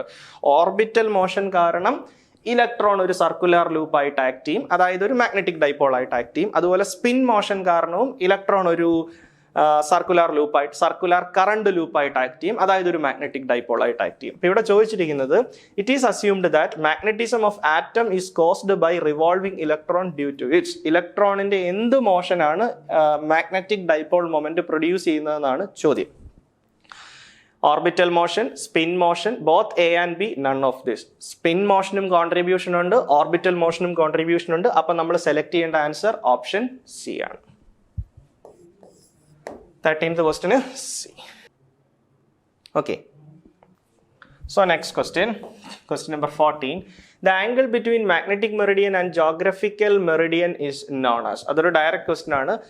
മാഗ്നറ്റിക് മെറിഡിയനും ജോഗ്രഫിക് മെറിഡിയനും ഇടയിലുള്ള ആംഗിളിനെയാണ് നമ്മൾ ആംഗിൾ ഓഫ് ഡെക്ലിനേഷൻ എന്ന് പറയുന്നത്. അപ്പോൾ അതൊരു ഡയറക്റ്റ് ക്വസ്റ്റ്യൻ ആണ്. Declination, magnetic dip, magnetic declination, magnetic moment, magnetic field strength. Magnetic declination ഏതാ? Option B. So magnetic declination എന്താണ്? Magnetic declination at a place, എർത്തിന്റെ സർഫസിലെ ഒരു സ്ഥലത്തെ മാഗ്നറ്റിക് ഡെക്ലിനേഷൻ കൊണ്ട് ഉദ്ദേശിക്കുന്നത് the angle between geographic meridian and magnetic meridian of that place. ആ സ്ഥലത്തെ ജോഗ്രഫിക് മെറിഡിയനും മാഗ്നറ്റിക് മെറിഡിയനും ഇടയിലുള്ള ആംഗിളിനെയാണ് മാഗ്നറ്റിക് ഡെക്ലിനേഷൻ എന്ന് പറയുന്നത്. Okay. Next question. A conducting square loop of side L and resistance R moves in its plane with uniform velocity v perpendicular to its sides. A magnetic induction B constant in time and space, pointing perpendicular and into the plane of the loop exists everywhere as in the figure. The current induced in the loop is. ഇത് നമുക്ക് ഭയങ്കര confusing question ആയിട്ട് തോന്നും, പക്ഷേ വളരെ സിമ്പിളാണ്. എന്താണ് കാരണം നമ്മൾ പഠിച്ചിട്ടുണ്ട്, ലൂപ്പിൽ കറണ്ട് അല്ലെങ്കിൽ EMF ഇൻഡ്യൂസ് ചെയ്യണമെങ്കിൽ ആ ലൂപ്പുമായിട്ട് അസോസിയേറ്റ് ചെയ്യുന്ന മാഗ്നറ്റിക് ഫ്ലക്സിന് ചേഞ്ച് വരണം. പക്ഷേ ഇവിടെ ഒരു കാര്യം പറഞ്ഞിട്ടുണ്ട്. എന്താണ്? A magnetic induction B constant in time and space. അല്ലെ, ഈ ലൂപ്പ് ഏത് മാഗ്നറ്റിക് ഫീൽഡിൽ ഇരിക്കുന്നു ആ മാഗ്നറ്റിക് ഫീൽഡ് കോൺസ്റ്റന്റ് ആണ്. നോക്കുക, വീണ്ടും ഒരു സെന്റൻസ് പറഞ്ഞിട്ടുണ്ട്, മാഗ്നറ്റിക് ഫീൽഡ് എക്സിസ്റ്റ് എവ്രിവെയർ. എല്ലാ സ്ഥലത്തും മാഗ്നറ്റിക് ഫീൽഡ് എക്സിസ്റ്റ് ചെയ്യുന്നുണ്ട്. അപ്പോൾ ഈ ലൂപ്പ് മാഗ്നറ്റിക് ഫീൽഡിനകത്തേക്ക് എൻ്റർ ചെയ്യുകയോ അല്ലെങ്കിൽ ഈ ലൂപ്പ് മാഗ്നറ്റിക് ഫീൽഡിൽ നിന്ന് പുറത്തേക്ക് കടക്കുകയോ ചെയ്താലേ എന്ത് സംഭവിക്കൂ? ആ ലൂപ്പുമായിട്ട് അസോസിയേറ്റ് ചെയ്യുന്ന മാഗ്നറ്റിക് ഫ്ലക്സിന് ചേഞ്ച് വരും. പക്ഷേ ഈ ക്വസ്റ്റ്യനിൽ പറഞ്ഞിരിക്കുന്ന മാഗ്നറ്റിക് ഫീൽഡ് എല്ലാ സ്ഥലത്തും എക്സിസ്റ്റ് ചെയ്യുന്നുണ്ടെന്നാണ് പറഞ്ഞത്. അപ്പോൾ എന്താണ്? ഒരു സമയത്തും ലൂപ്പിന് മാഗ്നറ്റിക് ഫീൽഡിന് പുറത്തേക്ക് കടക്കാൻ പറ്റുന്നില്ല. ശരിയല്ല. അപ്പോൾ ആ ലൂപ്പ് എപ്പോഴും മാഗ്നറ്റിക് ഫീൽഡിനകത്ത് തന്നെയാണ് ഇരിക്കുന്നത്. രണ്ടാമത്തെ കാര്യം, magnetic field is constant with time എന്നും പറഞ്ഞിട്ടുണ്ട്. ആ മാഗ്നറ്റിക് ഫീൽഡിന് ചേഞ്ചും വരുന്നില്ല. അപ്പോൾ എങ്ങനെയൊക്കെ നോക്കിയെന്ന് പറഞ്ഞാലും ആ ലൂപ്പുമായിട്ട് അസോസിയേറ്റ് ചെയ്യുന്ന മാഗ്നറ്റിക് ഫ്ലക്സിന് ചേഞ്ച് വരുന്നില്ല. ലൂപ്പുമായിട്ട് അസോസിയേറ്റ് ചെയ്യുന്ന മാഗ്നറ്റിക് ഫ്ലക്സിന് ചേഞ്ച് വന്നാലേ ലൂപ്പിൽ EMFും കറണ്ടും ഇൻഡ്യൂസ് ചെയ്യൂ. അതുകൊണ്ട് ഈ കേസിൽ ലൂപ്പിൽ ഒരു കാരണവശാലും കറണ്ട് ഇൻഡ്യൂസ് ചെയ്യില്ല. അപ്പോൾ നമ്മുടെ ആൻസർ ഏതാണ്? ഓപ്ഷൻ ഡി ആണ്. So 15th question answer option D. Okay, next question 16. The Lorentz force experienced by a charged particle of charge q moving with velocity v in a magnetic field B is given by. Magnetic Lorentz force ആണ് ചോദിച്ചിരിക്കുന്നത്. Direct question ആണ്. Vector F is equal to q into vector v cross vector b. അപ്പോൾ ഏത് option വരും? Option B, Q into V cross B. ഇതിന് പിന്നെ explanation ഒന്നും വേണ്ടല്ലോ, കാരണം ആ ചാപ്റ്ററിലെ ഏറ്റവും ബേസിക് കോൺസെപ്റ്റ് ആണ്. So 17th question. The effective inductance between A and B in the figure shown if L equal to 3 Henry. അപ്പോൾ അവിടെ ഒരു സർക്യൂട്ട് ഉണ്ട്, ഞാനത് ഒന്നുകൂടെ വരയ്ക്കാം. 3 ഇൻഡക്ടർ കാണിച്ചിട്ടുണ്ട്. അപ്പോൾ ഇത് A, ഇത് B, ഇതെല്ലാണ്, ഇതും എല്ലാണ്. എന്നിട്ട് ഇങ്ങനെ ഒരു കണക്ഷൻ ഉണ്ട്, എങ്ങനെ ഒരു കണക്ഷൻ ഉണ്ട്. എഫക്റ്റീവ് ഇൻഡക്റ്റൻസ് ആണ് ചോദിച്ചിരിക്കുന്നത്. ഇത് ചെയ്യാൻ ഒരു എളുപ്പ വഴിയുണ്ട്, പല രീതിയിൽ ചെയ്യാം. അപ്പം അതിന് ഞാൻ സാധാരണ പറയുന്ന ഒരു ടെക്നിക്ക് എന്ന് പറഞ്ഞിട്ടുണ്ടെങ്കിൽ പേര് കൊടുക്കുക എന്നുള്ള 2 എക്സ്ട്രാ പോയിന്റ് കൂടെ ഉണ്ട്. അപ്പം ഇത് A ആണ്, ഇത് B ആണ്. ഇവിടെ നെയിം ചെയ്തു സി, ഇവിടെ നെയിം ചെയ്യുക ഡി. ഓക്കെ, പക്ഷെ ഒരു കാര്യം കൂടെ ശ്രദ്ധിക്കണം. ഇതുണ്ടോ, ഇത് എ. ആ എയിൽ നിന്നൊരു വയർ എടുത്ത് നേരെ ഇങ്ങോട്ട് കണക്ട് ചെയ്തിരിക്കുക എന്ന് വെച്ചാൽ ഈ പോയിന്റ് എന്ത് തന്നെയാണ്, എ തന്നെയാണ്. മനസ്സിലായല്ലോ? എയിൽ നിന്നൊരു വയർ എടുത്ത് ഡയറക്റ്റ് ആയിട്ട് ഇങ്ങോട്ട് കണക്ട് ചെയ്തിട്ടുണ്ടെങ്കിൽ ഈ പോയിന്റ് എന്ന് പറയുന്നത് ഈ പോയിന്റ് തന്നെയല്ലേ? യെസ്. അപ്പോൾ ഡി എന്ന് എഴുതേണ്ട ആവശ്യമില്ല, എ എന്ന് തന്നെ എഴുതാം. Like that. ബിയിൽ നിന്ന് ഒരു വയർ എടുത്ത് നേരെ ഇങ്ങോട്ട് കണക്ട് ചെയ്താൽ ഈ പോയിന്റ് എന്ത് തന്നെയാണ്? ആ പോയിന്റ് ബി തന്നെയാണ്. മനസ്സിലായോ? ഇനി നമ്മൾ നോക്കുക, എയിൽ നിന്ന് ബിയിലേക്ക് എത്ര ഡിഫറെൻറ്റ് പാത്ത് ഉണ്ടെന്ന് നോക്കുക. അതോടെ ആൻസർ കഴിഞ്ഞു. ഇതാ, എയിൽ നിന്ന് ഈ ഇൻഡക്ടർ വഴി എവിടെ എത്താം? ബിയിലെത്താം. അപ്പം ഞാനത് വരയ്ക്കാം. മനസ്സിലായല്ലോ? അടുത്തത്, ബിയിൽ നിന്ന് ദാ ഈ പറയുന്ന ഇൻഡക്ടർ വഴി എവിടെ എത്തണം? എയിലെത്തണം. അപ്പോൾ ബിയിൽ നിന്ന് അടുത്ത ഇൻഡക്ടർ വഴി എവിടെ എത്തണം? എയിലെത്തണം. ദാ എയിലെത്തി. എഗെയിൻ എയിൽ നിന്ന് അടുത്ത ഇൻഡക്ടർ വഴി എവിടെ എത്തണം? ബിയിലെത്തണം. എയിൽ നിന്ന് വേറൊരു ഇൻഡക്ടർ വഴി ബിയിലെത്തണം. അപ്പം നിങ്ങൾ ആലോചിച്ച് നോക്കുക, ഈ 3 എല്ലും എങ്ങനെ കണക്റ്റഡാ? പാരലൽ ആയിട്ട് കണക്റ്റഡാ. ഇൻഡക്ടറിന് റെസിസ്റ്ററിന്റെ ഫോർമുല തന്നെ ഓർത്ത് വെച്ചാൽ മതി. അപ്പോൾ എഫക്റ്റീവ് ഇൻഡക്റ്റൻസ് എന്ന് പറയുമ്പോൾ എന്ത് വരും? L/3 വരും. എല്ലും പാരലൽ ആണെങ്കിൽ L/3. ഓരോ ഇൻഡക്ടറിന്റെ ഇൻഡക്റ്റൻസും 1 എന്ന് ക്വസ്റ്റ്യനിൽ പറഞ്ഞിട്ടുണ്ട്, ശരിയല്ലേ? 3 എന്ന് പറഞ്ഞിട്ടുണ്ട്. 3. അപ്പോൾ എല്ലിന് എന്ത് കൊടുക്കണം? 3 ഹെൻറി ഡിവൈഡഡ് ബൈ 3. അപ്പോൾ ആൻസർ എത്ര വരും? 1 ഹെൻറി. Very easy. 1 ഹെൻറി എന്ന് പറയുമ്പോൾ നമ്മുടെ ഓപ്ഷൻ ഏതാ? 1 henry, option A. So option A ആണ് 17th ക്വസ്റ്റ്യൻ്റെ answer. Okay. 18. The dimensions of magnetic flux is. ഇത് നമ്മൾ ശരിക്കും പറഞ്ഞാൽ ഡയറക്റ്റ് ആയിട്ട് പഠിക്കേണ്ട ഒരു ആൻസർ ആണ്. മാഗ്നറ്റിക് ഫ്ലക്സിന്റെ ഡൈമെൻഷൻ, അല്ലെങ്കിലും ഇത് യൂണിറ്റ്സ് ആൻഡ് മെഷർമെന്റ് മുതലേ നമ്മൾ പഠിക്കുന്നതാണ്. ഇവിടെ ഓപ്ഷൻ എ ആണ്. മാഗ്നറ്റിക് ഫ്ലക്സിന്റെ ഡയമെൻഷണൽ ഫോർമുല എന്ന് പറയുന്നത് m⁻1 l⁻2 t⁻², a⁻⁻1 ആണ്. Option A. Okay, next question. The voltage and current in AC circuit are given by, വോൾട്ടേജും കറണ്ടും തന്നിട്ടുണ്ട്. V equal to 5 sin 100 pi t minus pi by 6. Current തന്നിട്ടുണ്ട് I is equal to 4 sin 100 pi t plus pi by 6. എന്താ calculate ചെയ്യേണ്ടത്? We can conclude voltage leads current by 30 degree, current leads voltage by 30 degree, current leads voltage by 60 degree, current voltage are in same phase. കറണ്ടും വോൾട്ടേജും same ഫേസിലൊന്നുമല്ല. ഇവിടെ വോൾട്ടേജിന്റെ phase 100 pi T minus pi by 6 ആ, കറണ്ടിന്റെ phase 100 pi T plus pi by 6. അപ്പൊ ആരുടെ ഫേസാ കൂടുതൽ? കറണ്ടിനാണ് ഫേസ് കൂടുതൽ. അപ്പൊ ആര് മുന്നേ പോകുന്നു? ആര് ലീഡ് ചെയ്യുന്നു? കറണ്ട് ലീഡ് ചെയ്യുന്നു. അപ്പൊ ഒരു കാര്യം മനസ്സിലായി, കറണ്ട് ലീഡ്സ്. ഇത് ഓർത്ത് വെക്കുക. പിന്നെ അവർ തമ്മിലുള്ള ഫേസ് ഡിഫറൻസ് നോക്കണം. അപ്പോൾ എന്താ, ഇവരുടെ രണ്ടുപേരുടെയും ഫേസ് തമ്മിലുള്ള ഡിഫറൻസ് എടുത്താൽ മതി. ഈ ഡിഫറൻസ് എടുക്കുമ്പോൾ 100 പൈ ടിയും 100 പൈ ടിയും കൂടെ ക്യാൻസൽ ആവും. പിന്നെ ഇത് തമ്മിലുള്ള ഡിഫറൻസ് എടുക്കുമ്പോൾ pi by 6 minus pi by 6 എന്ന് വരും. അപ്പോൾ അത് എത്രയാ? Pi by 6 plus pi by 6 എന്ന് വരും. ശരിയല്ലേ? അതെത്രയാ? Pi by 3. 2 പൈ ബൈ 6, അതായത് പൈ ബൈ 3. പൈ ബൈ 3 എന്ന് പറഞ്ഞാൽ എത്ര ഡിഗ്രിയാണ്? പൈ 180 ആണല്ലോ. 180 ബൈ 3 60 ഡിഗ്രി. ഓപ്ഷൻ ആയി അല്ലേ? കറണ്ട് ലീഡ് ചെയ്യും. എത്ര ഡിഗ്രി ലീഡ് ചെയ്യും? 60 ഡിഗ്രി ലീഡ് ചെയ്യും. ആൻസർ ഏതാ? Option C. Current leads the voltage by 60 degree. So option C ആണ് സെലക്ട് ചെയ്യേണ്ടത്. Okay, yes.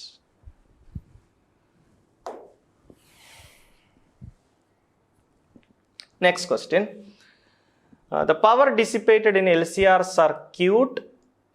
series circuit connected to an AC source of EMF E is. Power ആണ് calculate ചെയ്യേണ്ടത്. Power calculate ചെയ്യാൻ ഏത് equation use ചെയ്യാം? I²R use ചെയ്യാം. ഇത് use ചെയ്താൽ പോരെ, I²R. അപ്പോൾ അതിന് ആദ്യം എന്ത് കണ്ടുപിടിക്കണം? I കണ്ടുപിടിക്കണം. LCR സർക്യൂട്ട് ആണ്. LCR സർക്യൂട്ടിന്റെ ഇമ്പിഡൻസിന്റെ ഇക്വേഷൻ നമ്മുടെ കയ്യിലുണ്ട്. എന്താണ്? √R² plus ω⁻L minus 1/ωc the whole square. ഇതാണല്ലോ ഇസഡിന്റെ ഇക്വേഷൻ. അപ്പൊ കറണ്ട് എങ്ങനെ കണ്ടുപിടിക്കും? കറണ്ട് എന്ന് പറയുന്നത് EMF ബൈ ഇമ്പിഡൻസ് ആണ്. സോ I² എന്ന് വരുമ്പോൾ എന്ത് വരും? I² എന്ന് പറയുമ്പോൾ E² ബൈ Z² എന്ന് വരും. ശരിയല്ലേ? അപ്പൊ അത് അവിടെ സബ്സ്റ്റിറ്റ്യൂട്ട് ചെയ്യുക. So power is equal to E² by Z² into R. ശരിയാണോ? യെസ്. പിന്നെ സബ്സ്റ്റിറ്റ്യൂഷൻ എങ്ങനെ വരും? P equal to E² R as H എഴുതി, പിന്നെ Z² സബ്സ്റ്റിറ്റ്യൂഷൻ കൊടുക്കുക. Z എന്താ? √of R square plus L omega minus 1/c omega അത് whole square ആണല്ലോ. അപ്പോൾ ഇസഡ് സ്ക്വയർ എടുക്കുമ്പോൾ റൂട്ട് അങ്ങ് പോകും. പിന്നെ എന്ത് വരും? R square plus L omega minus 1/c omega the whole square. ഇതാണ് ആൻസർ. അപ്പോൾ അത് ഏതാണ് ഓപ്ഷൻ നോക്കാം. ക്വസ്റ്റ്യൻ നമ്പർ 20 ആണ്. E square R divided by R square plus L omega minus 1/c omega the whole square. റൂട്ടില്ലല്ലോ ആൻസറിൽ. അപ്പോൾ option ഡിയിൽ ഫോക്കസ് ചെയ്യുക. ഓപ്ഷൻ ഡി നോക്കിക്കേ. E square R divided by R square plus omega L minus 1/c omega the whole square. നമുക്ക് answer കിട്ടി, direct ആയിട്ട് കിട്ടി. Option D. ഓക്കെ, അപ്പോൾ അതിനകത്ത് ഒരു കൺഫ്യൂഷനും വേണ്ട. E square R divided by R square plus omega L minus 1/ωc the whole square. നമുക്ക് കിട്ടിയ last answer. E square R divided by R square plus L omega minus 1/c omega the whole square. Okay, next question. In an AC generator, a coil with n turns, all of same area A and total resistance R rotates with frequency omega in a magnetic field B. The maximum value of EMF generated in the coil is. അതും ഒരു direct ആയിട്ടുള്ള question ആണ്. നമ്മുടെ കയ്യിൽ equation ഉണ്ട്, induced EMFന്റെ equation E=E0 sin omega T എന്നുള്ളതാണല്ലോ general equation. അല്ലെങ്കിൽ E0 sin omega T plus 5 എങ്ങനെ വേണമെങ്കിലും എഴുതാം. അതിൽ E0 എന്ന് പറയുന്നതാണ് മാക്സിമം EMF. മാക്സിമം EMFന്റെ ഇക്വേഷൻ എന്താ? NBA omega. ഇതാണ് തിയറിയിൽ നമ്മൾ ഡിറൈവ് ചെയ്യുന്ന ഫോർമുല, NBA ഒമേഗ. ഓക്കെ, അപ്പോൾ ഇത് ഏത് വരും? Option D. ഒന്നും അറിയാനില്ല, ഈസി ആയിട്ട് കിട്ടി. NAB omega. ഞാൻ ആ ഓർഡർ ഒന്ന് മാറിപ്പോയെന്നേ ഉള്ളൂ. NBA omega. So option D ആണ് answer. Okay, next question 22. A hemispherical surface of radius r is placed with its cross section perpendicular to uniform electric field as shown in figure. The electric flux through the surface is. അപ്പോൾ ഇതൊരു hemisphere ആണ്. Okay, അപ്പോൾ hemisphere എന്ന് പറയുമ്പോൾ 3D ആണെന്നുള്ള കാര്യം മറന്നു പോകരുത്. അപ്പോൾ അതിൻ്റെ ബേസ് ഇതാ ഇങ്ങനെ വരുമല്ലോ, അത് ഓർത്തിരിക്കണം. എന്നിട്ട് ഒരു ചാർജ് ഉണ്ട്. ചാർജ് അല്ല, a hemispherical surface of radius R is placed with its cross section perpendicular to a uniform electric field as shown in figure. അപ്പോൾ ഇങ്ങനെ ഒരു ഇലക്ട്രിക് ഫീൽഡ് ഉണ്ട്. ആ ഇലക്ട്രിക് ഫീൽഡ് എങ്ങനെയാണെന്നാണ് പറഞ്ഞിരിക്കുന്നത്? ഈ ഹെമിസ്ഫെറിക്കൽ സർഫസിന്റെ ഈ ബേസിന് പെർപെൻഡിക്കുലറാണ്. അപ്പം ഇങ്ങനെയാണ് ഇലക്ട്രിക് ഫീൽഡ് പോകുന്നത്. അങ്ങനെയെങ്കിൽ ഫ്ലക്സ് ആണ് കാൽക്കുലേറ്റ് ചെയ്യേണ്ടത്. അപ്പോൾ ഓർത്ത് വെക്കുക, ഫ്ലക്സ് കാൽക്കുലേറ്റ് ചെയ്യേണ്ടത് ഇലക്ട്രിക് ഫീൽഡും അതിന് പെർപെൻഡിക്കുലർ ആയിട്ടുള്ള ഏരിയയും തമ്മിലുള്ള പ്രോഡക്റ്റ് എടുത്താൽ മതി. അതായത് ഈ കാണുന്ന ബേസ് ഏരിയയുമായിട്ടുള്ള പ്രോഡക്റ്റ് എടുത്താൽ മതി. ആ ബേസ് ഏരിയയുടെ ഷേപ്പ് എന്താ? ഹെമിസ്ഫിയർ. അപ്പോൾ ആ ബേസിന്റെ ഷേപ്പ് എന്ന് പറയുന്നത് സർക്കിൾ ആണ്, ശരിയല്ലേ? റേഡിയസ് ആർ ആണെന്ന് പറഞ്ഞിട്ടുണ്ട്. അപ്പോൾ ഈ ഞാൻ ഷെയ്ഡ് ചെയ്ത, ഞാൻ മാർക്ക് ചെയ്ത ഈ പറയുന്ന ഈ സർക്കുലാർ പോർഷന്റെ ഏരിയ എന്ന് പറയുന്നത് എന്ത് വരും? πr² വരും. സോ E πr² ആണ് ആൻസർ. E πr². ഏതാണ്? ഓപ്ഷൻ എ ആണ്. E πr². So option A. അപ്പോൾ അത് ഓർത്ത് വെക്കുക. ഇലക്ട്രിക് ഫീൽഡിന് നോർമൽ ആയിട്ട് പെർപെൻഡിക്കുലർ ആയിട്ടുള്ള ആ ഏരിയ ആണ് സെലക്ട് ചെയ്യേണ്ടത്. അപ്പോൾ അത് ഹെമിസ്ഫെറിക്കൽ സർഫസ് ആയതുകൊണ്ട് അതിൻ്റെ ഈ ബേസിന്റെ ഏരിയ എന്ന് പറയുന്നത് സർക്കുലർ ഷേപ്പാണ്. സർക്കിളിന്റെ ഏരിയ എന്ന് പറയുന്നത് πr² ആണ്. So electric field into area, അപ്പോൾ E πr² വരും. ഓക്കെ, സോ 22nd ക്വസ്റ്റിന്റെ answer option A. 23. The electric field of an electromagnetic wave in free space is given by E = അവിടെ ഒരു ഇലക്ട്രിക് ഫീൽഡിന്റെ എക്സ്പ്രഷൻ തന്നിട്ടുണ്ട്. എന്താണ് expression? E = 10 cos 10⁻⁷t plus kx എന്നാണ് തന്നിരിക്കുന്നത്. J cap. Electric field plus y ഡിറക്ഷനിലാണ്. Volt per metre, where x is in meters and t is in second. It can be inferred that. കുറച്ച് data calculate ചെയ്യണം, അതാണ് അവിടെ ഉദ്ദേശിക്കുന്നത്. The wavelength is lambda is 188.4 meter. നമ്മൾ ഇതിനെ എന്ത് ചെയ്യണം? Electric field of electromagnetic wave എന്ന് പറഞ്ഞിട്ടുണ്ട്. അപ്പോൾ ബേസിക് ഇക്വേഷനുമായിട്ട് കമ്പയർ ചെയ്യുക. ബേസിക് ഇക്വേഷൻ എന്താ? E = E0 cos ωt plus kx. ഇതാണല്ലോ നമ്മുടെ സ്റ്റാൻഡേർഡ് ഇക്വേഷൻ. അപ്പോൾ കമ്പാരിസൺ നടത്തുമ്പോൾ ഒമേഗയുടെ വാല്യൂ കിട്ടി. What is omega? ഒമേഗ = 10⁻⁷. ശരിയല്ലേ? ഒമേഗ = 10⁻⁷. നിങ്ങൾക്കറിയാം ഒമേഗ എന്ന് പറയുന്നത് 2πf ആണ്. ഓക്കെ, 2πf എന്ന് പറയുന്നത് 10⁻⁷. അവിടെ നിന്ന് എഫ് കിട്ടി. What is F? 10⁻⁷ ഡിവൈഡഡ് ബൈ 2π. ഇനി നമ്മുടെ ബേസിക് ഇക്വേഷൻ ഉണ്ട്. Velocity is equal to frequency into wavelength. Wavelength is equal to velocity by frequency.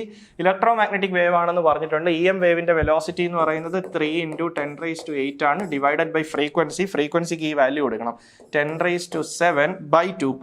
By 2π എന്ന് പറയുമ്പോൾ ആ 2π ഇവിടെ വരും. 2π എത്രയാ? 6.28.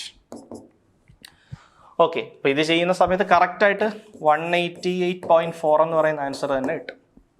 അപ്പോൾ ഏതാണ്? ഫസ്റ്റ് ഓപ്ഷനിൽ പറഞ്ഞിരിക്കുന്നത് ശരിയാണ്. Second one, the number k is 0.33 radian per metre. The number k is 0.33 radian per metre. അതെങ്ങനെ കണ്ടുപിടിക്കുക?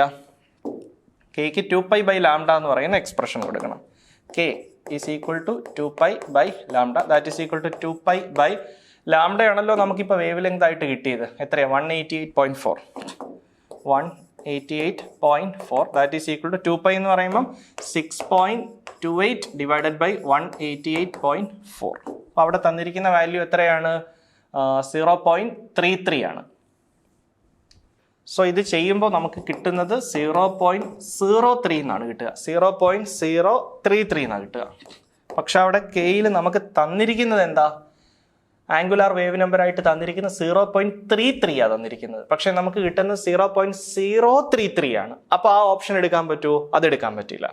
ഓക്കെ, അടുത്തത്. അപ്പോൾ എന്തായാലും ഫസ്റ്റ് ഓപ്ഷൻ കറക്റ്റ് ആണ്. ഓക്കെ, ഈ ഫസ്റ്റ് വൺ കറക്റ്റ് ആണ്, സെക്കൻഡ് വൺ റോങ് ആണ്, തേർഡ് വൺ നോക്കണം. The wave amplitude is 10. സംശയം വേണ്ട. Equal to E0 cos omega T plus kx എന്ന് എഴുതുമ്പോൾ E0 ആണ് വേവിന്റെ ആംപ്ലിറ്റ്യൂഡ്. ആ E0യുടെ പൊസിഷനിൽ ഇവിടെ വന്നിരിക്കുന്ന 10 ആണ്. സോ ആംപ്ലിറ്റ്യൂഡ് എന്ന് പറയുന്നത് 10 തന്നെയാണ്.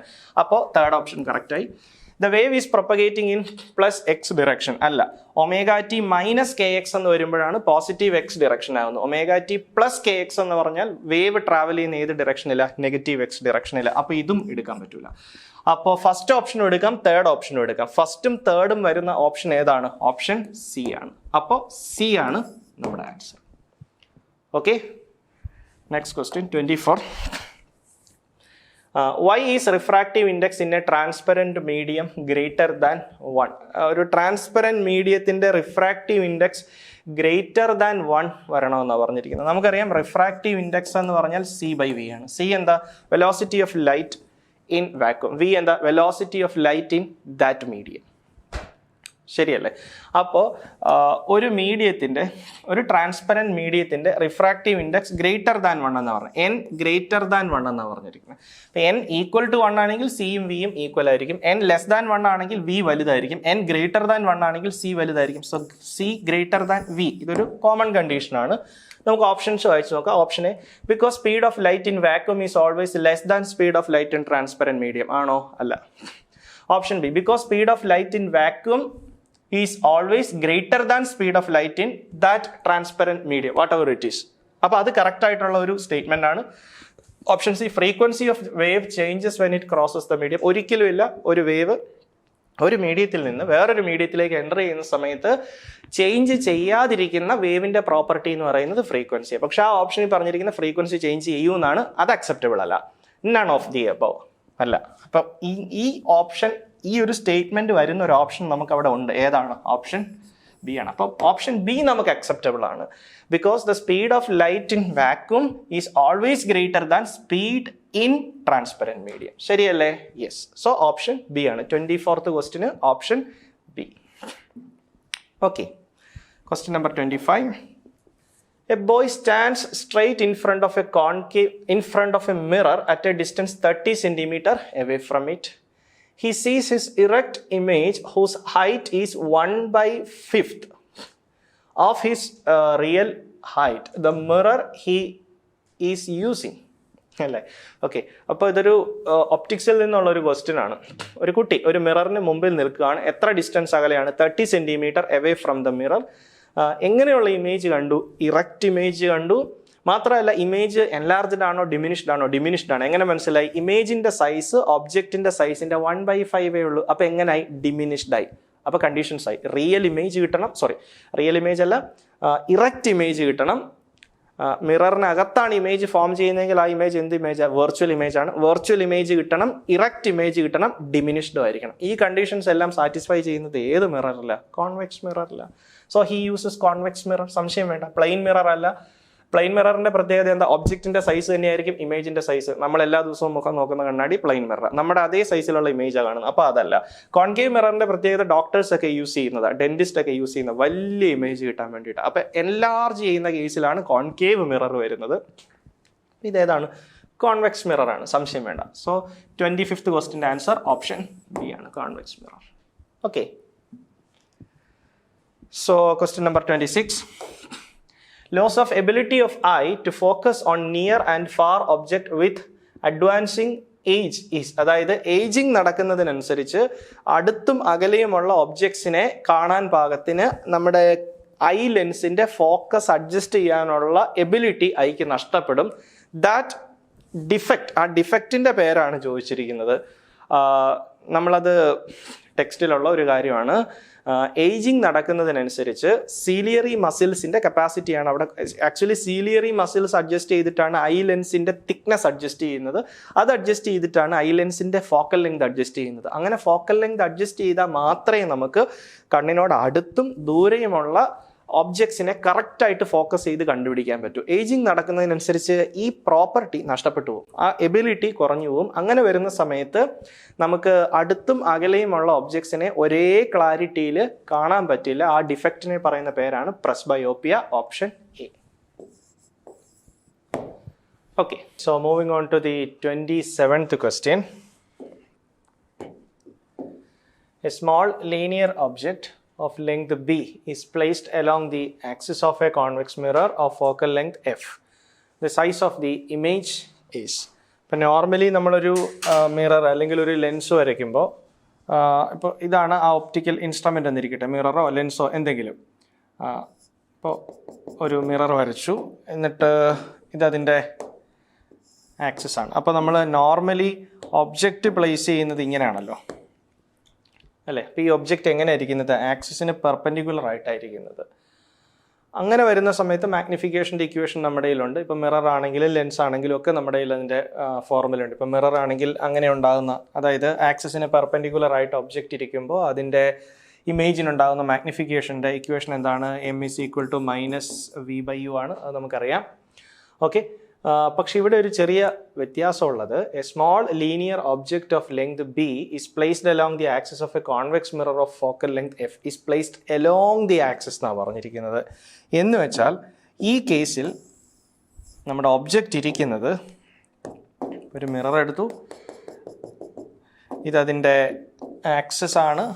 ആ ഒബ്ജക്റ്റ് ഇരിക്കുന്നത് അലോങ് ദി ആക്സിസ് ആണ്. അപ്പോൾ ഒബ്ജക്റ്റ് ഇത് ഇങ്ങനെയാണ് ഒബ്ജക്റ്റ് ഇരിക്കുന്നത്. മനസ്സിലായല്ലോ? അങ്ങനെ വരുന്ന സമയത്ത് ഈ ഒബ്ജക്റ്റിൻ്റെ ഇമേജിന് ഉണ്ടാകുന്ന മാഗ്നിഫിക്കേഷനെ പറയുന്ന പേരാണ് ആക്സിയൽ മാഗ്നിഫിക്കേഷൻ അല്ലെങ്കിൽ longitudinal magnification. Okay. Axial magnification or longitudinal magnification. അപ്പോൾ ആ ആക്സിയൽ ആയിട്ടുള്ള മാഗ്നിഫിക്കേഷനാണ് നമുക്ക് ഈ കേസിൽ കാൽക്കുലേറ്റ് ചെയ്യേണ്ടത്. ഓക്കെ. അപ്പോൾ ആക്സിയൽ മാഗ്നിഫിക്കേഷൻ കാൽക്കുലേറ്റ് ചെയ്യാൻ നമുക്ക് എന്താണ് ഡേറ്റ തന്നിരിക്കുന്നത്?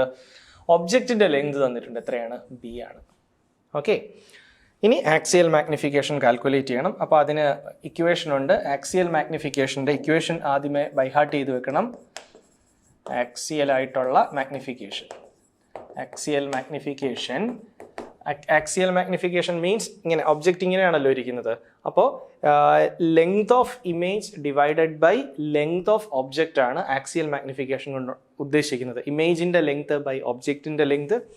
അതിൻ്റെ ഫോർമുല എന്ന് പറയുന്നത് v²/u² ആണ്. ആക്സിയൽ മാഗ്നിഫിക്കേഷൻ്റെ മാഗ്നിറ്റ്യൂഡ് കാണാനുള്ള ഇക്വേഷൻ v²/u² ആണ്.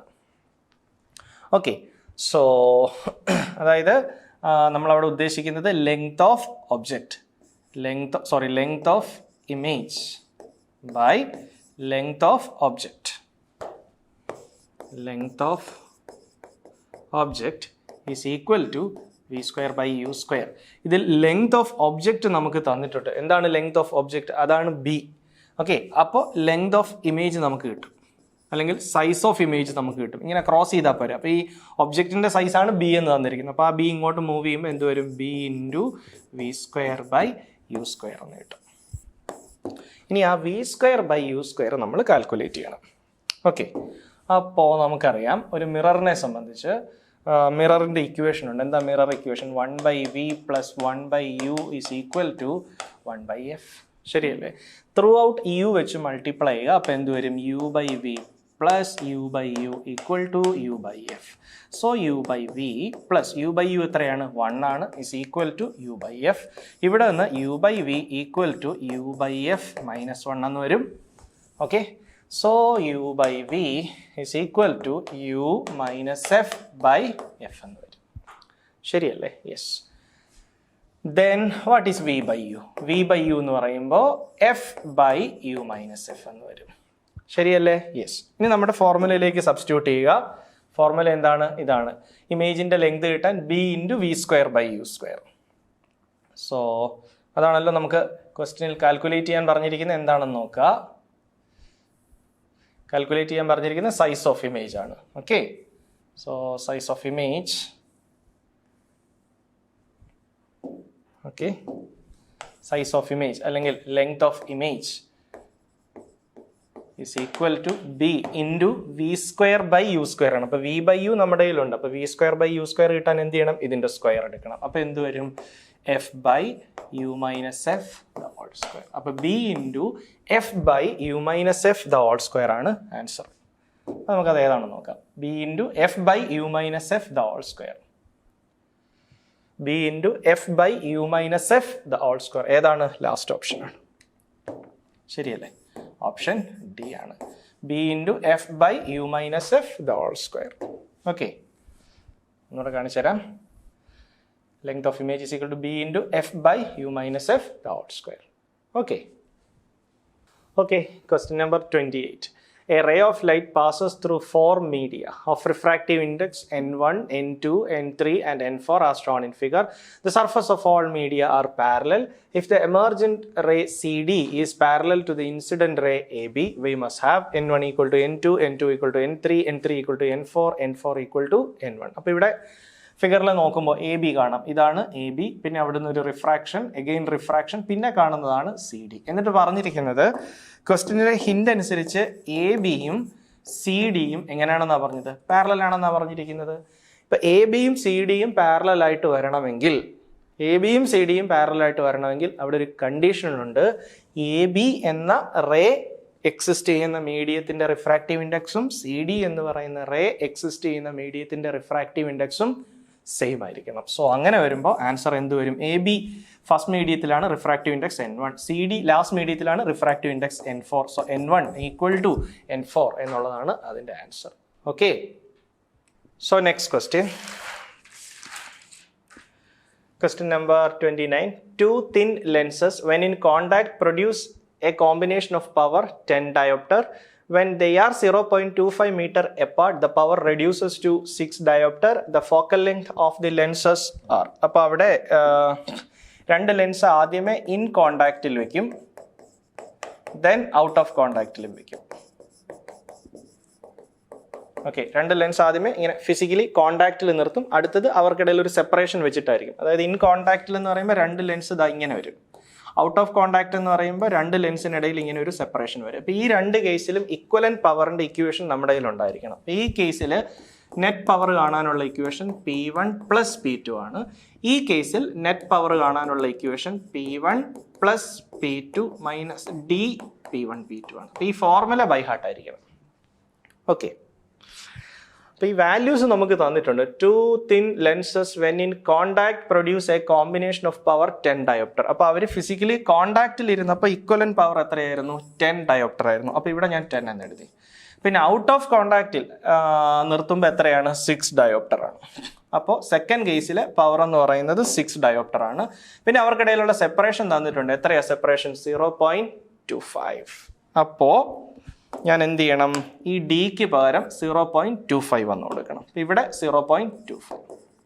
അപ്പോൾ നിങ്ങൾക്ക് രണ്ട് ഇക്വേഷനായി 1 ഉം 2. അപ്പോൾ രണ്ട് ഇക്വേഷൻ ഉണ്ട്. എത്ര വേരിയബിൾ ഉണ്ട്, എത്ര അൺനോൺസ് ഉണ്ട്? 2 അൺനോൺസാണ് ഉള്ളത്, P1 ഉം P2 ഉം. 2 അൺനോൺസ് കണ്ടുപിടിക്കാൻ 2 മാത്തമാറ്റിക്കൽ ഇക്വേഷൻ മതി. അപ്പോൾ ഇത് തമ്മിൽ സോൾവ് ചെയ്തെടുത്തു കഴിഞ്ഞാൽ നമുക്ക് ആൻസർ ആയിക്കോളും. ഓക്കെ, സോ അങ്ങനെ കിട്ടുന്ന ആൻസർ ഫസ്റ്റ് ഓപ്ഷൻ തന്നെയായിരിക്കും. അപ്പോൾ അത് വേണമെങ്കിൽ ഞാനൊന്ന് സോൾവ് ചെയ്ത് കാണിച്ചു തരാം. അത് കാര്യമായിട്ടൊന്നും ചെയ്യാനില്ല, വളരെ ഈസി ആയിട്ട് കിട്ടുന്ന ആൻസറേ ഉള്ളൂ. ഇതുണ്ടോ, 6 is equal to P1 plus P2. P1 plus P2 ഇവിടെ നിന്നുള്ള വാല്യൂ കൊടുക്കുക, എന്താ 10 മൈനസ് 0.25 P1 P2 അല്ലേ. എന്നിട്ട് ഇവിടെ നിന്ന് 0.25 P1 P2 is equal to 4 എന്ന് വരുമല്ലോ. So from this what is P1 P2? 4/0.25 എന്ന് വരും, ശരിയല്ലേ? That is equal to 16. അപ്പോൾ 16 ആയി. അപ്പോൾ 2 കണ്ടീഷനായി. ഒന്ന് എന്താണ്, P1 plus P2 equal to 10. 2 P1 P2 is equal to 16. അങ്ങനെ അതായത് പ്രോഡക്റ്റ് 16 വരണം, സം 10 വരണം. അപ്പോൾ എത്രയൊക്കെ ആയിരിക്കണം ആ 2 പവർ? 8 ഉം 2 ആയിട്ട് നമുക്ക് സെലക്ട് ചെയ്യാമല്ലോ, കാരണം 8 + 2 10 ആണ്, 8 × 2 16 ആണ്. അപ്പോൾ P1 ഈക്വൽ ടു 8 ഉം P2 ഈക്വൽ ടു 2 എടുത്തു എന്നിരിക്കട്ടെ.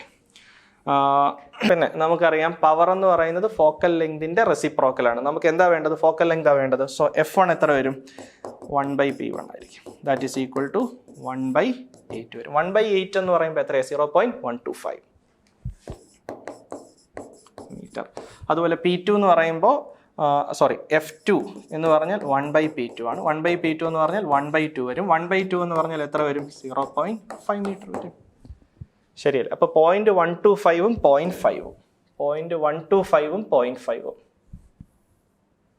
0.125ഉം 0.5ഉം വരുന്ന ഓപ്ഷൻ ഏതാണ്? ഓപ്ഷൻ എയിൽ മാത്രമേ അങ്ങനെ ഒരു കാര്യം പറഞ്ഞിട്ടുള്ളൂ. അപ്പോൾ നമുക്ക് ധൈര്യമായിട്ട് ഓപ്ഷൻ എ സെലക്ട് ചെയ്യാം. ബാക്കിയെല്ലാം 0.75 0.5 ആണ്. 1.5 ആണ് അക്സെപ്റ്റബിൾ അല്ല. 0.75 0.125 അക്സെപ്റ്റബിൾ അല്ല. 0.125ഉം 0.5ഉം വന്നിരിക്കുന്ന ഓപ്ഷൻ എ മാത്രമാണ്. Okay, 30. Which of the following is correct for Malus law? അത് നമുക്ക് എല്ലാവർക്കും അറിയാവുന്നതാണ്. മാലസ് ലോയുടെ ഇക്വേഷൻ എന്ന് പറയുന്നത് ട്രാൻസ്മിറ്റഡ് ഇൻറ്റൻസിറ്റി എന്ന് പറയുന്നത് incident intensity into cos square തീറ്റയാണ്. So I equal to I0 into cos square theta എന്ന് പറയുന്നത് ഏതാണ്? ഓപ്ഷൻ ബി ആണ്. അത് വേ ഓപ്റ്റിക്സിലെ ഒരു ഏറ്റവും ബേസിക് ആയിട്ടുള്ള ഒരു കോൺസെപ്റ്റാണ്. Okay, so moving on to the next question, 31. 2 coherent monochromatic light beams of intensities I and 4I are superposed. The maximum and minimum possible intensities in the resulting beam are. ഇപ്പോൾ 2 light ഉണ്ട്, intensity ഐയും 4I ആണ്. അപ്പോൾ നമുക്ക് ഇൻറ്റൻസിറ്റിയും ആംപ്ലിറ്റ്യൂഡും തമ്മിലുള്ള relation അറിയാം. I proportional to A² എന്നാണ്, അല്ലെങ്കിൽ A പ്രൊപ്പോർഷണൽ ടു √I എന്നാണ്, ആണല്ലോ. യെസ്, ഇത് മനസ്സിലുണ്ടായിരിക്കണം. അപ്പോൾ ആദ്യത്തെ വേവിൻ്റെ ആംപ്ലിറ്റ്യൂഡ് എന്ന് പറയുന്നത് ദാറ്റ് ഈസ് പ്രൊപ്പോർഷണൽ ടു √ ആദ്യത്തെ വേവിൻ്റെ ഇൻറ്റൻസിറ്റി എന്താ? I ആണ്.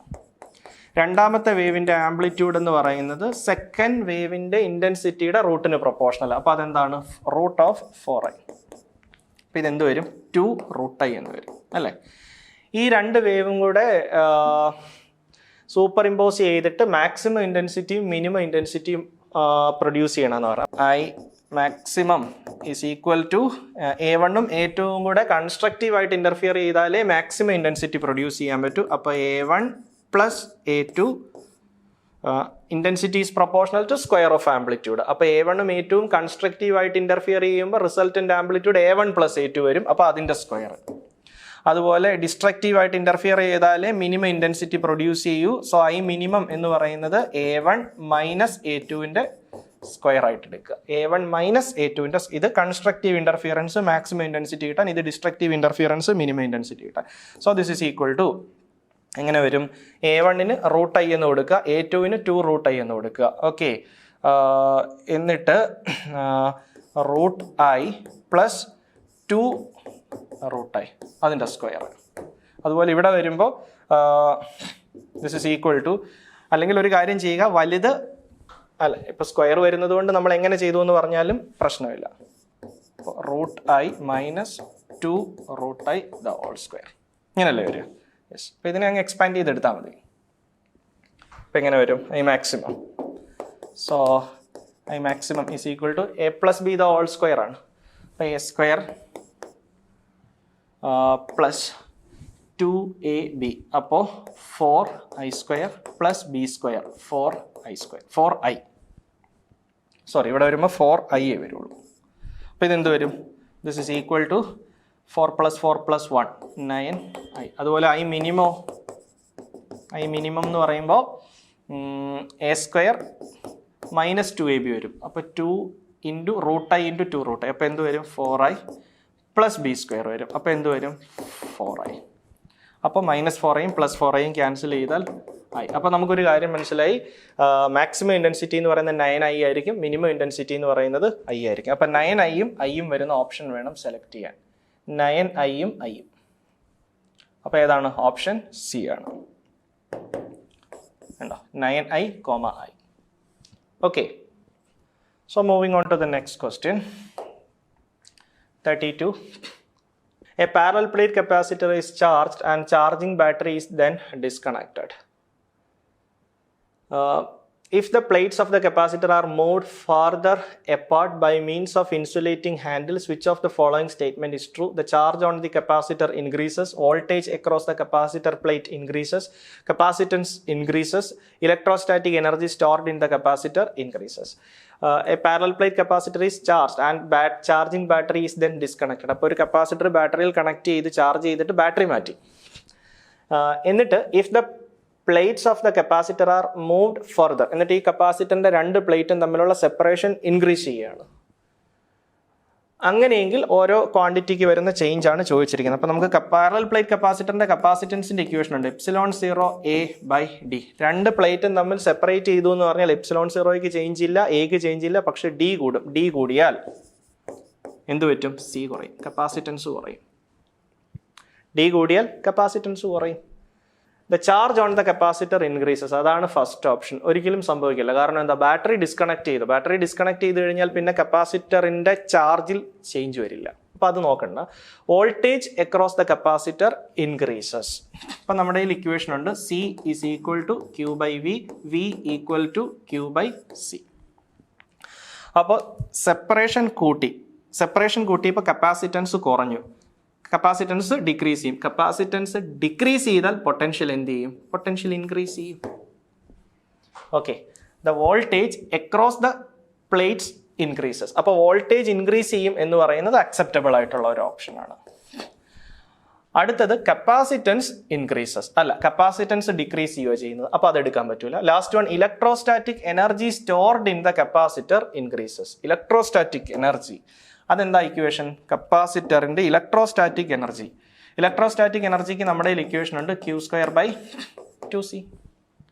ശരിയല്ലേ? അപ്പോൾ അതിൽ ക്യൂവിന് ചേഞ്ച് ഇല്ല, പക്ഷേ സി എന്ത് ചെയ്യുന്നു? സി ഡിക്രീസ് ചെയ്യുന്നു. സി ഡിക്രീസ് ചെയ്താൽ, ഡിനോമിനേറ്ററിലാണ് സി, ആ സി ഡിക്രീസ് ചെയ്താൽ ഇലക്ട്രോസ്റ്റാറ്റിക് എനർജി എന്ത് ചെയ്യും? ഇൻക്രീസ് ചെയ്യും. അപ്പോൾ ഇലക്ട്രോസ്റ്റാറ്റിക് എനർജി ഇൻക്രീസ് ചെയ്യുന്നു എന്ന് പറയുന്നത് അക്സെപ്റ്റബിൾ ആയിട്ടുള്ള ഒരു ഓപ്ഷനാണ്. Electrostatic energy increases. Okay, U increases. അപ്പോൾ ഏതൊക്കെയായി? വോൾട്ടേജ് ഇൻക്രീസ് ചെയ്യുന്നു എന്ന് പറയുന്നത് സെക്കൻഡ് ഓപ്ഷൻ കറക്റ്റാണ്.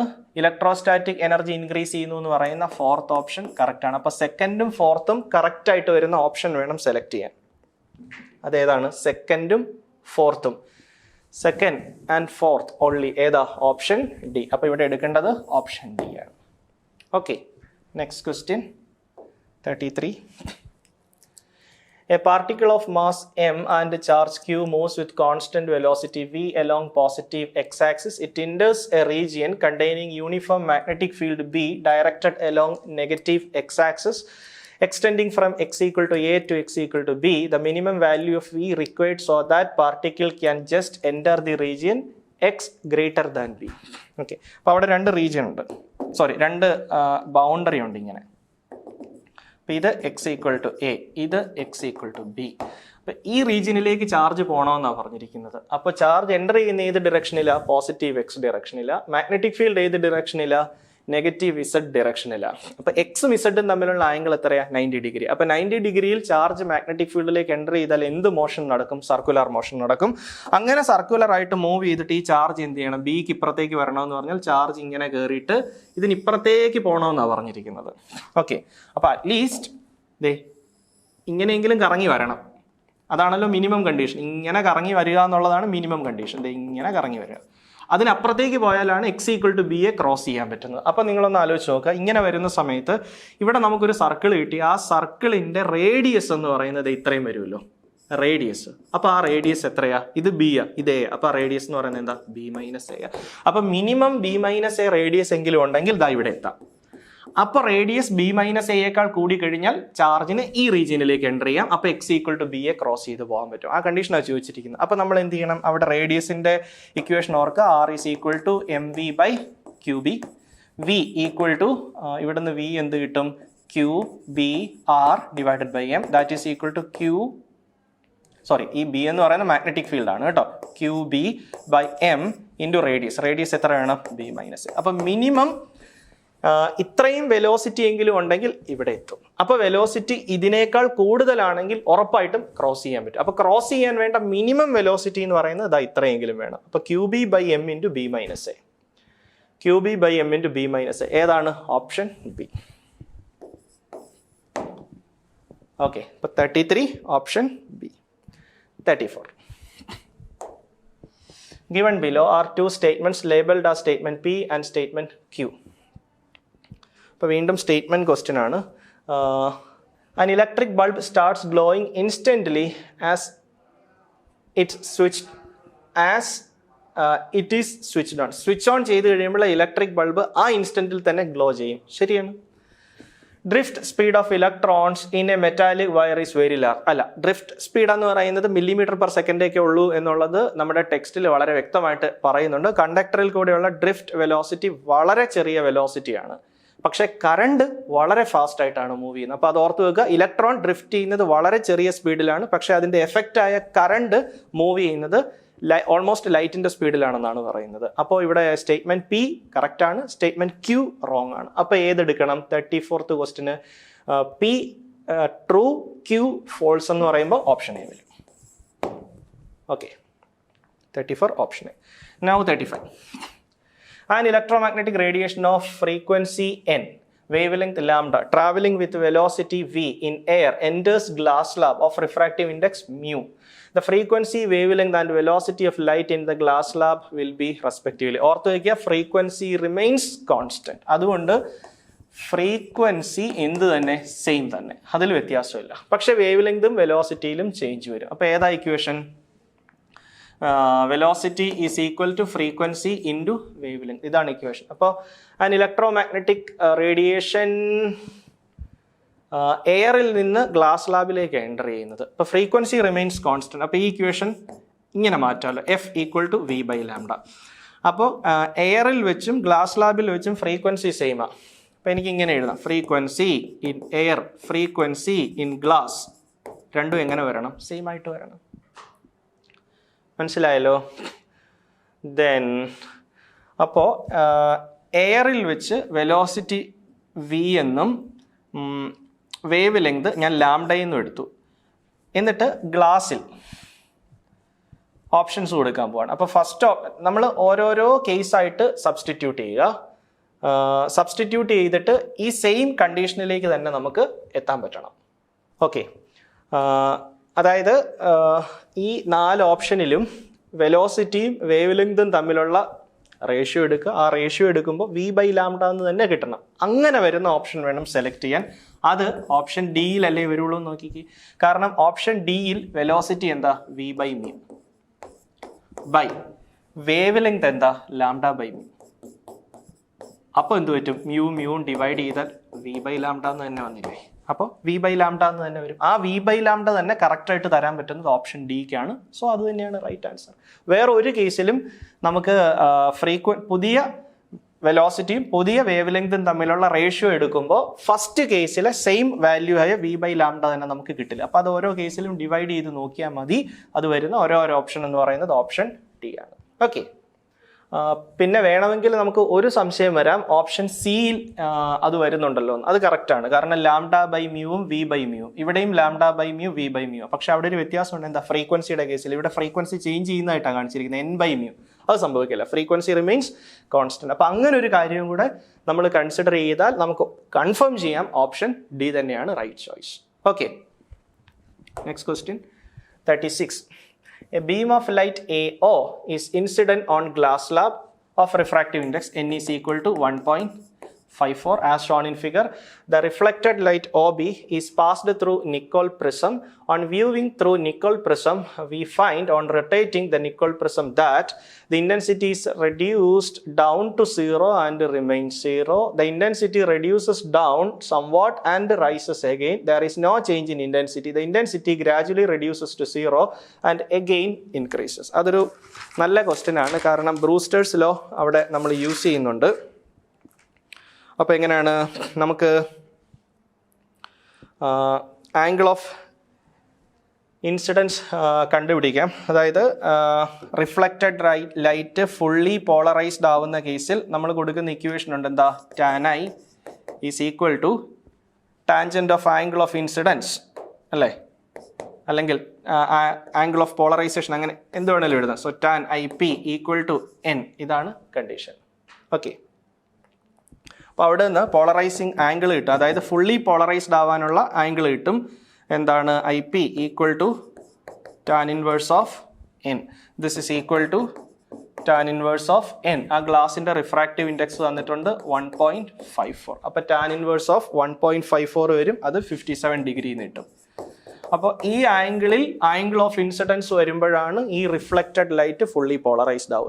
റിഫ്ലക്റ്റഡ് ലൈറ്റ് ഫുള്ളി പോളറൈസ്ഡ് ആയാൽ മാത്രമേ നിക്കോൾ പ്രിസം റൊട്ടേറ്റ് ചെയ്യുന്ന സമയത്ത് നിക്കോൾ പ്രിസത്തിനെ പാസ് ചെയ്തു വരുന്ന അല്ലെങ്കിൽ നിക്കോൾ പ്രിസത്തിലൂടെ കാണുന്ന ലൈറ്റിൻ്റെ ഇൻറ്റൻസിറ്റി 0യ്ക്കും മാക്സിമത്തിനും ഇടയിൽ വേരി ചെയ്യൂ. പക്ഷെ ഇവിടുത്തെ പ്രശ്നം എന്താണ്? ഇവിടെ ആംഗിൾ ഓഫ് ഇൻസിഡൻസ് എത്രയാണ്? ആംഗിൾ ഓഫ് ഇൻസിഡൻസ് ഇവിടെ ഒരിക്കലും 57 ഡിഗ്രി വരില്ല, കാരണം ഈ ഫിഗർ അനുസരിച്ച് നോക്കിയാൽ മതി. ഇപ്പം ഇങ്ങനെയാണല്ലോ, ഈ ആംഗിള് 29 ഡിഗ്രി എന്നാണ് തന്നിരിക്കുന്നത്. നമുക്ക് ആംഗിൾ ഓഫ് ഇൻസിഡൻസ് എന്ന് പറയുന്നത് ഇൻസിഡൻറ്റ് റേയും നോർമലും തമ്മിലുള്ള ആംഗിൾ. അപ്പോൾ ഈ ആംഗിളാണ് ആംഗിൾ ഓഫ് ഇൻസിഡൻസ്. ആ ആംഗിൾ ഓഫ് ഇൻസിഡൻസ് എങ്ങനെ കണ്ടുപിടിക്കും? I mean in our case 90 minus 29 വരും. അപ്പോൾ അത് എത്ര ഡിഗ്രിയാണ്? 61 ഡിഗ്രിയാണ്.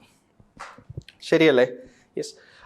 അപ്പോൾ ആംഗിൾ ഓഫ് ഇൻസിഡൻസ് 57 ഡിഗ്രി ആയിരുന്നുവെങ്കിൽ റിഫ്ലക്റ്റ് ചെയ്ത ലൈറ്റ് ഫുള്ളി പോളറൈസ്ഡ് ആണ്. ഫുള്ളി പോളറൈസ്ഡ് ലൈറ്റിനെ ഒരു ഒപ്റ്റിക്കലി ആക്റ്റീവ് ആയിട്ടുള്ള ക്രിസ്റ്റലിനകത്തൂടെ പാസ് ചെയ്തിട്ട് ആ ക്രിസ്റ്റൽ ഇങ്ങനെ റൊട്ടേറ്റ് ചെയ്ത് നോക്കിയാൽ ആ ട്രാൻസ്മിറ്റഡ് ലൈറ്റിൻ്റെ ഇൻറ്റൻസിറ്റി 0യ്ക്കും മാക്സിമത്തിനും ഇടയ്ക്ക് ചേഞ്ച് ചെയ്യും. പക്ഷേ ഇവിടെ ആംഗിൾ ഓഫ് ഇൻസിഡൻസ് 57 ഡിഗ്രി അല്ല, 61 ഡിഗ്രിയാണ്. അപ്പോൾ അതുകൊണ്ട് റിഫ്ലക്റ്റഡ് ലൈറ്റ് ഫുള്ളി പോളറൈസ്ഡ് അല്ല, പാർഷ്യലി പോളറൈസ്ഡ് ആണ്. പാർഷ്യലി പോളറൈസ്ഡ് ആയതുകൊണ്ട് ആ നിക്കോൾ പ്രിസം റൊട്ടേറ്റ് ചെയ്താൽ അതിൽ കൂടെ കാണുന്ന ലൈറ്റിൻ്റെ ഇൻറ്റൻസിറ്റി 0യ്ക്കും മാക്സിമത്തിനും ഇടയ്ക്ക് ചേഞ്ച് ചെയ്യണമെന്ന് നിർബന്ധമില്ല. But definitely intensity changes. അപ്പോൾ ഇതെല്ലാം കൂടെ കൺസിഡർ ചെയ്താൽ നമുക്ക് ഏത് ഓപ്ഷനിലേക്ക് എത്താൻ പറ്റൂ?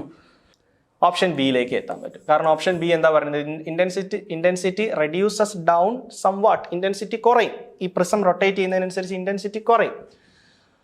ആൻഡ് റൈസസ് അഗൈൻ, എന്നിട്ട് അത് ഇൻക്രീസ് ചെയ്യുകയും ചെയ്യുന്നു. ഓക്കെ, അപ്പോൾ നമുക്ക് ഓപ്ഷൻ എ എടുക്കാൻ പറ്റില്ല. ഓപ്ഷൻ എ പറയുന്നത് intensity is reduced down to 0. Intensity exactly 0 ആവും എന്ന് പറയുന്നത്. അതൊരിക്കലും സംഭവിക്കില്ല. അത് സംഭവിക്കണമെങ്കിൽ ഫുള്ളി പോളറൈസ്ഡ് ലൈറ്റിനെ വേണം പാസ് ചെയ്യാൻ. Okay, yes. അപ്പോൾ 36th ക്വസ്റ്റ്യൻ്റെ ആൻസർ ഓപ്ഷൻ ബി ആണ്. Now question number 37. The anode voltage of a photocell is kept fixed. The wavelength lambda of light falling on cathode is gradually changed. The plate current I of photocell varies as follows. അപ്പോൾ നമുക്കറിയാം ഈ photocell എന്ന് പറയുമ്പോൾ എന്താണ്? ഒരു light വന്ന് വീഴുന്നു, എന്നിട്ട് ആ ലൈറ്റിൻ്റെ എനർജി ഉപയോഗിച്ചാണ് ഇലക്ട്രോൺസിനെ എമിറ്റ് ചെയ്യുന്നത്. അതാണല്ലോ ഒരു കറണ്ട് ആയിട്ട് നമുക്കവിടെ കാണാൻ പറ്റുന്നത്. പിന്നെ നിങ്ങൾ ഒരു കാര്യം കൂടെ ഓർത്ത് വെക്കുക, energy is directly proportional to frequency, അല്ലെങ്കിൽ energy is directly proportional to 1/λ ആണ്. അപ്പോൾ വേവ് ലെങ്ത് കൂടിയാൽ ഇൻസിഡൻറ്റ് ലൈറ്റിൻ്റെ എന്ത് കുറയും? എനർജി കുറയും. ഇൻസിഡൻറ്റ് ലൈറ്റിൻ്റെ എനർജി കുറഞ്ഞാൽ ഇലക്ട്രോണിനെ എമിറ്റ് ചെയ്യാനുള്ള ടെൻഡൻസിയും കുറയും, ഇലക്ട്രോണിനെ എമിറ്റ് ചെയ്യാനുള്ള ചാൻസും കുറയും. ഓക്കെ, അപ്പോൾ നമുക്ക് ഏത് ആൻസറിലേക്ക് എത്തേണ്ടി വരും? അതായത് ഇൻസിഡൻറ്റ് ലൈറ്റിൻ്റെ ഫ്രീക്വൻസി കൂടിയാൽ എനർജി കൂടും, അതിനനുസരിച്ച് കൂടുതൽ ഇലക്ട്രോൺസിനെ എമിറ്റ് ചെയ്യും, അതിനനുസരിച്ച് ഫോട്ടോ കറണ്ടും ഇൻക്രീസ് ചെയ്യും. പക്ഷേ ഇവിടെ ഗ്രാഫിൻ്റെ എക്സ് ആക്സിസിൽ ലാംഡ എടുത്തിരിക്കുന്നത്, അതുകൊണ്ട് അപ്പോൾ എല്ലാ ഗ്രാഫിൻ്റെയും എക്സ് ആക്സിസിൽ ലാംഡ. അപ്പോൾ ലാംഡ ഇൻക്രീസ് ചെയ്താൽ വേവ് ലെങ്ത് കൂടും, വേവ് ലെങ്ത് കൂടിയാൽ എന്ത് പറ്റും? ഇൻസിഡൻറ്റ് ലൈറ്റിൻ്റെ എനർജി കുറയും. ഇൻസിഡൻറ്റ് ലൈറ്റിൻ്റെ എനർജി കുറഞ്ഞാൽ ഇലക്ട്രോൺസിനെ എമിറ്റ് ചെയ്യാനുള്ള ടെൻഡൻസി കുറയും, അതിനനുസരിച്ച് അവിടെ പ്രൊഡ്യൂസ് ചെയ്യുന്ന ഫോട്ടോ കറണ്ടും ഡിക്രീസ് ചെയ്യും. അപ്പോൾ വേവ് ലെങ്ത് കൂടുമ്പോൾ ഫോട്ടോ കറണ്ട് ഡിക്രീസ് ചെയ്യണം. അപ്പോൾ ഏതാണ് ഓപ്ഷൻ? ഓപ്ഷൻ ഡി ആണ്. വേവ് ലെങ്ത് ഇൻക്രീസ് ചെയ്യുന്നതിനനുസരിച്ച് ഫോട്ടോ കറണ്ട് ഡിക്രീസ് ചെയ്ത് വരണമെന്ന് പറഞ്ഞാൽ നെഗറ്റീവ് സ്ലോപ്പുള്ള ഗ്രാഫാണ് നമുക്ക് അവിടെ കിട്ടേണ്ടത്. സോ ഓപ്ഷൻ ഡി ആണ് right choice. Okay. A photocell connected in an electrical circuit is placed at a distance d from a source of light. ഇപ്പോൾ ഒരു ഫോട്ടോ സെല്ലുണ്ട്, അതൊരു ലൈറ്റ് സോഴ്സിൽ നിന്ന് d ഡിസ്റ്റൻസ് അകലെയാണ്. As A result current I flows in the circuit. What will be the current in the circuit when the distance is reduced to d/2? അപ്പോൾ കറണ്ടും ഈ പറയുന്ന ഫോട്ടോ സെല്ലും ലൈറ്റ് സോഴ്സും തമ്മിലുള്ള ഡിസ്റ്റൻസ് ആയ ഡിയും തമ്മിലുള്ള റിലേഷനാണ് നമ്മളവിടെ അറിഞ്ഞിരിക്കേണ്ടത്. ഓക്കെ. ആ relation I proportional to 1/d² എന്നുള്ളതാണ്. ഇത് ഓർത്ത് വെക്കുക. അപ്പോൾ ഫോട്ടോ സെല്ലിൽ നിന്ന് എമിറ്റ് ചെയ്യുന്ന കറണ്ടും ആ ഫോട്ടോ സെല്ലിലേക്ക് ലൈറ്റ് വന്ന് വീഴണമല്ലോ, അപ്പോൾ ഒരു ലൈറ്റ് സോഴ്സ് വേണം. ആ ലൈറ്റ് സോഴ്സും തമ്മിലുള്ള ഡിസ്റ്റൻസ് ആണ് എന്ത്? ഡി. അപ്പോൾ ഐയും ഡിയും തമ്മിലുള്ള relation I proportional to 1/d² എന്നുള്ളതാണ്. ഓക്കെ. അപ്പോൾ സെക്കൻഡ് കേസിൽ എന്ത് വരും? I ഡാഷ് പ്രൊപ്പോർഷണൽ ടു 1/, ആ ഫോട്ടോ സെല്ലും ലൈറ്റ് സോഴ്സും തമ്മിലുള്ള ഡിസ്റ്റൻസ് എത്രയാക്കി? d/2 ആക്കി. അപ്പോൾ d² വരും d/2ൻ്റെ സ്ക്വയർ എന്ന് വരും. അപ്പോൾ d²/4 വരും. ആ 4 ഇവിടെ അല്ലേ വരൂ? യെസ്. സോ എന്ത് വരും? ഡിവൈഡ് ചെയ്താൽ മതി. So I dash is equal to, ഇങ്ങനെ ഡിവൈഡ് ചെയ്യുമ്പോൾ എന്ത് വരും? 1/4 വരും. ശരിയല്ലേ? Then I dash is equal to 4 times I. അപ്പോൾ ഫൈനൽ കറണ്ട് എന്ന് പറയുന്നത് ഇനീഷ്യൽ കറണ്ടിന്റെ 4 times ആണ്. So I dash is equal to 4I. Option ഏതാ? Option C. Okay. Then 39. Electric current through resistor 4 ohm in the given circuit is. അവിടെ ഒരു circuit തന്നിട്ടുണ്ട്, കുറച്ച് കറണ്ടും ഒക്കെ തന്നിട്ടുണ്ട്. അത് വെച്ചിട്ട് ആ 4 ohm റെസിസ്റ്റൻസിലൂടെയുള്ള കറണ്ടാണ് കണ്ടുപിടിക്കേണ്ടത്. അപ്പോൾ ഒന്നുകിൽ കിർച്ചോഫിൻ്റെ ലൂപ്പ് റൂൾ എഴുതി ചെയ്യാം, അല്ലാന്നുണ്ടെങ്കിൽ പൊട്ടൻഷ്യൽ മെത്തേഡ് ഉപയോഗിച്ചും ചെയ്യാം. അപ്പോൾ കമ്പാരിറ്റീവ്ലി എളുപ്പമുള്ളത് പൊട്ടൻഷ്യൽ മെത്തേഡ് ആയതുകൊണ്ട് ഞാനിപ്പോൾ അത് യൂസ് ചെയ്യാം. അപ്പം ഇങ്ങനെയാണല്ലോ ഇലക്ട്രിക്കൽ സർക്യൂട്ട്. എന്നിട്ട് വാല്യൂസ് മാർക്ക് ചെയ്യുക. ഈ സെല്ല് 12 വോൾട്ടിൻ്റെ സെല്ലാണ്, ഇത് 2 ohm, ദെൻ ഇത് 4 ohm. ആ റെസിസ്റ്ററിൽ കൂടെയുള്ള കറണ്ടാണ് വേണ്ടത്. ഇവിടെ 6 വോൾട്ട്, ഇവിടെ 1 ohm. ഓക്കെ. അപ്പോൾ ഏതെങ്കിലും ഒരു പോയിന്റ് സെലക്ട് ചെയ്യുക. അതാ ഈ പോയിന്റിലെ പൊട്ടൻഷ്യൽ ഞാൻ 12 വോൾട്ട് എന്ന് എടുത്തു. അപ്പോൾ ഇവിടുത്തെ എത്ര വരും? 12 - 12 0 വോൾട്ട് വരും. അപ്പോൾ ഇവിടെ 12 ആണ്, ഇവിടെയും 12 ആണ്, കാരണം അതെല്ലാം ഡയറക്റ്റ് ആയിട്ട് കണക്ട് ചെയ്തിരിക്കും. അപ്പോൾ ഇവിടെ എത്ര വരും? 12ൽ നിന്ന് 6 കുറയണം, അപ്പോൾ 6 വോൾട്ട് വരും. ശരിയല്ലേ? ഈ പോയിന്റിലെ പൊട്ടൻഷ്യൽ എത്രയാണെന്ന് അറിയില്ല, അതിന് എക്സ് എന്ന് എടുത്തിട്ട് ആദ്യമേ എക്സ് കാൽക്കുലേറ്റ് ചെയ്യുക. അതെങ്ങനെയാണ്?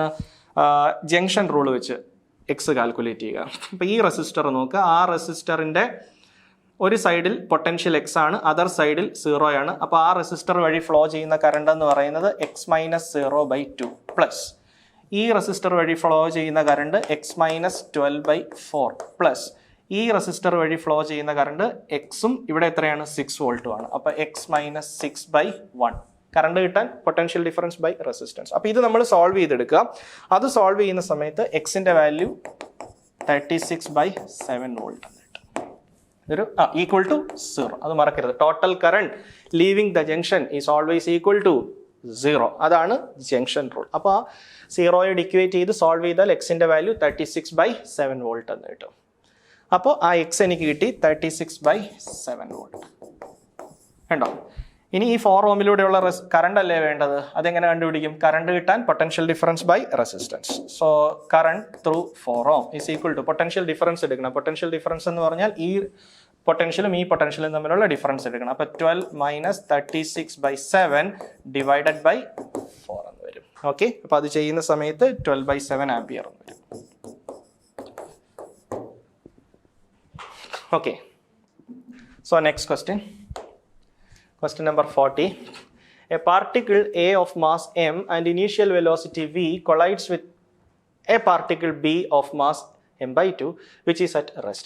The collision is head-on and elastic. The ratio of de Broglie wavelengths lambda A to lambda B after collision is. Okay, അപ്പോൾ എയുടെയും ബിയുടെയും ഡി ബ്രോയി വേവ് ലെങ്ത് തമ്മിലുള്ള റേഷ്യോ ആണ് എടുക്കേണ്ടത്. അതിന് എയുടെയും ബിയുടെയും ഫൈനൽ മൊമെന്റം നമുക്ക് വേണം. അപ്പോൾ ഏത് ഇക്വേഷനാണ് നമ്മൾ യൂസ് ചെയ്യേണ്ടത്? നമ്മൾ യൂസ് ചെയ്യേണ്ടത് ആഫ്റ്റർ കൊളീഷൻ വെലോസിറ്റി കാണാനുള്ള ഇക്വേഷൻ യൂസ് ചെയ്യുക. V1 is equal to 2m2 u2 plus u1 into m1 minus m2 divided by m1 plus m2. അതുപോലെ V2 is equal to 2m1 u1 plus u2 into m2 minus m1 divided by m1 plus m2. ഇത് നമ്മൾ collision എന്ന് പറയുന്ന ടോപ്പിക്കിൽ work energy പവറിലൊക്കെ പഠിക്കുന്ന equation, ശരിയല്ലേ? അപ്പോൾ ഇത് സബ്സ്റ്റിറ്റ്യൂട്ട് ചെയ്യണം. അപ്പോൾ ഇവിടെ m1 ഫസ്റ്റ് പാർട്ടിക്കിളിൻ്റെ മാസ്, m1 എന്താ? m ആണ്. m2 സെക്കൻഡ് പാർട്ടിക്കിളിൻ്റെ മാസ്, അതെന്താ? m/2 ആണ്. Initial velocity of first particle എന്താണ്? v ആണ്. Initial velocity of second particle എന്താണ്? 0 ആണ്. സാറിന് സെക്കൻഡ് പാർട്ടിക്കിൾ റെസ്റ്റിലാണെന്ന് പറഞ്ഞിട്ടുണ്ട്. ഈ സബ്സ്റ്റിറ്റ്യൂഷൻ കൊടുക്കുക. ഈ സബ്സ്റ്റിറ്റ്യൂഷൻ കൊടുക്കുന്ന സമയത്ത് നമുക്ക് v1ഉം v2ഉം കിട്ടും. v1 എന്ന് പറയുന്നത് v/3 കിട്ടും, v2 എന്ന് പറയുന്നത് 4v/3 കിട്ടും. p/3യും 4v/3യും കിട്ടും. ഓക്കെ, ഇനി ഡി ബ്രോയി വേവ് ലെങ്ത് തമ്മിലുള്ള റേഷ്യോ എടുക്കാം. കാരണം നമ്മുടെ ഈ ഇക്വേഷൻ ഉണ്ട്, lambda is equal to h/mv. Okay, അപ്പോൾ ലാംഡ എ ഫസ്റ്റ് പാർട്ടിക്കിളിൻ്റെ de Broglie wave length, h/ma first പാർട്ടിക്കിളിൻ്റെ മാസ് എന്താ? m. ഫസ്റ്റ് പാർട്ടിക്കിളിൻ്റെ ഫൈനൽ വെലോസിറ്റി എന്താ? അതാണല്ലോ v/3, അതിവിടെ വരും. അതുപോലെ lambda B is equal to h/ second പാർട്ടിക്കിളിൻ്റെ മാസ് എന്താ? m/2 ഇൻറ്റു സെക്കൻഡ് പാർട്ടിക്കിളിൻ്റെ ഫൈനൽ വെലോസിറ്റി എന്താ? 4v/3. അപ്പോൾ 4v/3, ആ 3 ഇവിടെ വരും, ശരിയല്ലേ? അപ്പോൾ 2 മേലെ വരുമല്ലോ. അപ്പോൾ ഈ 2 കൂടെ എടുത്ത് ന്യൂമറേറ്ററിലേക്ക് ഇട്ട് കൊടുത്താൽ സംഗതി 3 × 2 വരും. അപ്പോൾ അതെന്തായി? 6 ആയി. അപ്പോൾ ഇത് 3h/mv, ഇത് 6h/4mv എന്ന് വരും. ഓക്കെ, അപ്പോൾ നമുക്കിതിനെ ഈ ഫോർമാറ്റിൽ തന്നെ എഴുതാം. അതായത് 3h/mvയുടെ മൾട്ടിപ്പിൾ ആയിട്ട് എഴുതുന്നതല്ലേ നല്ലത്? 3h/mvയുടെ മൾട്ടിപ്പിൾ ആയിട്ട് എഴുതുമ്പോൾ ഇവിടെ ഒരു 2 വരും. 2 × 3 ആണല്ലോ 6, ഇവിടെ ഒരു 4 വരും. അപ്പോൾ 2/4 വരും. 2/4 എന്ന് പറഞ്ഞാൽ എന്താ? 2/4 എന്ന് പറയുന്നത് 1/2 ആണ്, ശരിയല്ലേ? So lambda B equal to 3h/mv എന്ന് പറയുന്നത് എന്താ? ലാംഡ എ ആണ്. ലാംഡ എ ഇൻറ്റു 1/2 എന്ന് വരും, ശരിയല്ലേ? So lambda B is equal to lambda A by 1/2. Sorry, lambda B equal to lambda A into 1/2. നമുക്ക് എന്താ വേണ്ടത്? Lambda A by lambda B, ശരിയല്ലേ? So lambda A by lambda B is equal to 2:1. So 2:1 ആണ് select ചെയ്യേണ്ട answer. അപ്പോൾ ഏതാ 2:1? 2:1. 2 lambda A by lambda B equal to 2:1 എന്ന് പറയുന്നത് ഓപ്ഷൻ ബി ആണ്.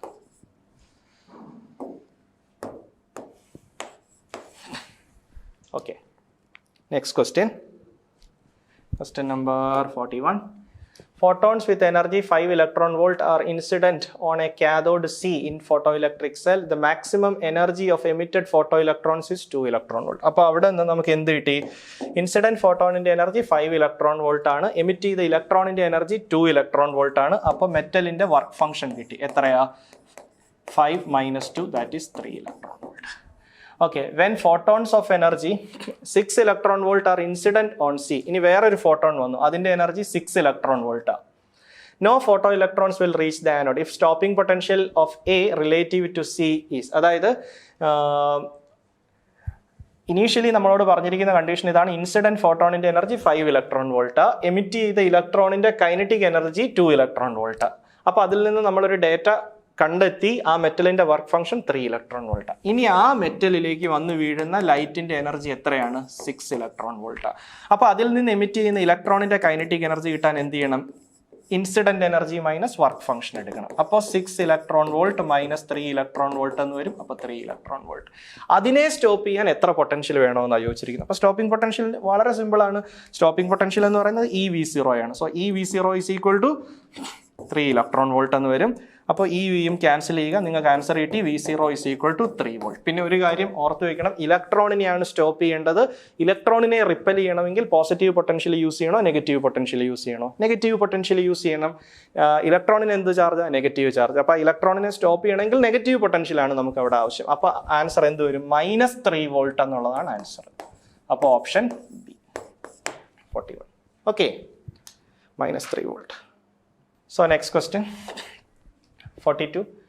hydrogen, deuterium, singly ionized helium and doubly ionized lithium all have one electron around the nucleus. Consider n equal to 2 to n equal to 1 transition. The wavelength of emitted radiation are lambda 1, lambda 2, lambda 3, lambda 4 respectively. Then approximately. അപ്പോൾ നമ്മൾ അവിടെ use ചെയ്യേണ്ട equation എന്താ? 1 by lambda is equal to r into z square into 1 by nf square minus 1 by ni square.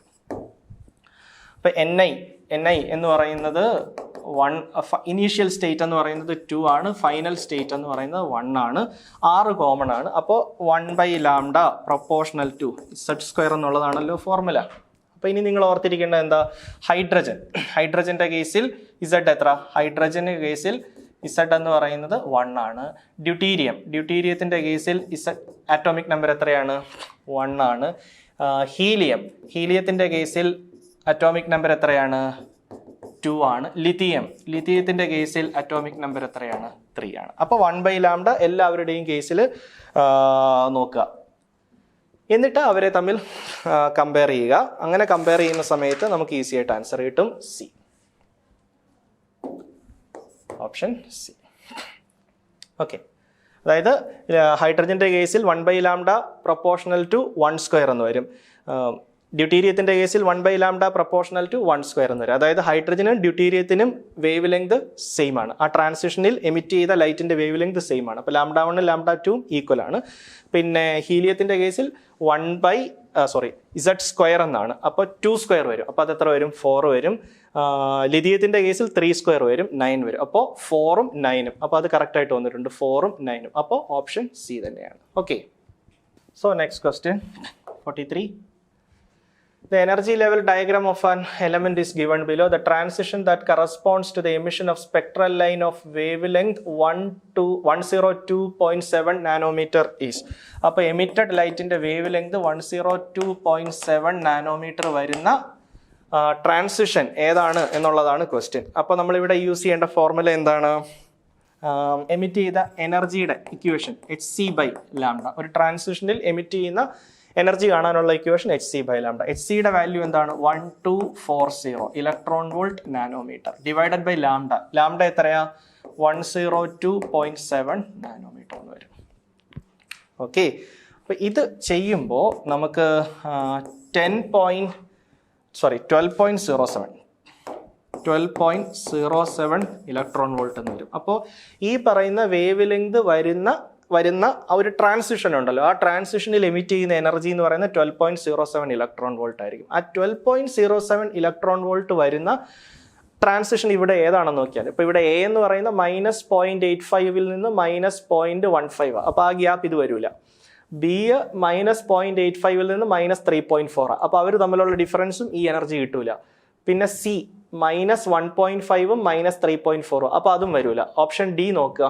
അതായത് ആ D എന്ന് പറയുന്ന transition -1.5 നിന്ന് -13.6 അപ്പോൾ അവർ തമ്മിലുള്ള എനർജി സെപ്പറേഷൻ ഇതിന് ഈക്വൽ ആയിട്ടല്ലേ ഏകദേശം അടുത്ത് വരുന്നത്. അപ്പോൾ ആ ഡി എന്ന് പറയുന്ന ട്രാൻസിഷൻ ആണ് ഇവിടെ സെലക്ട് ചെയ്യേണ്ടത്. ഡി എന്ന് പറയുന്ന ട്രാൻസിഷൻ വരുന്ന ഓപ്ഷൻ ഏതാണ്? ഓപ്ഷൻ ബി ആണ്.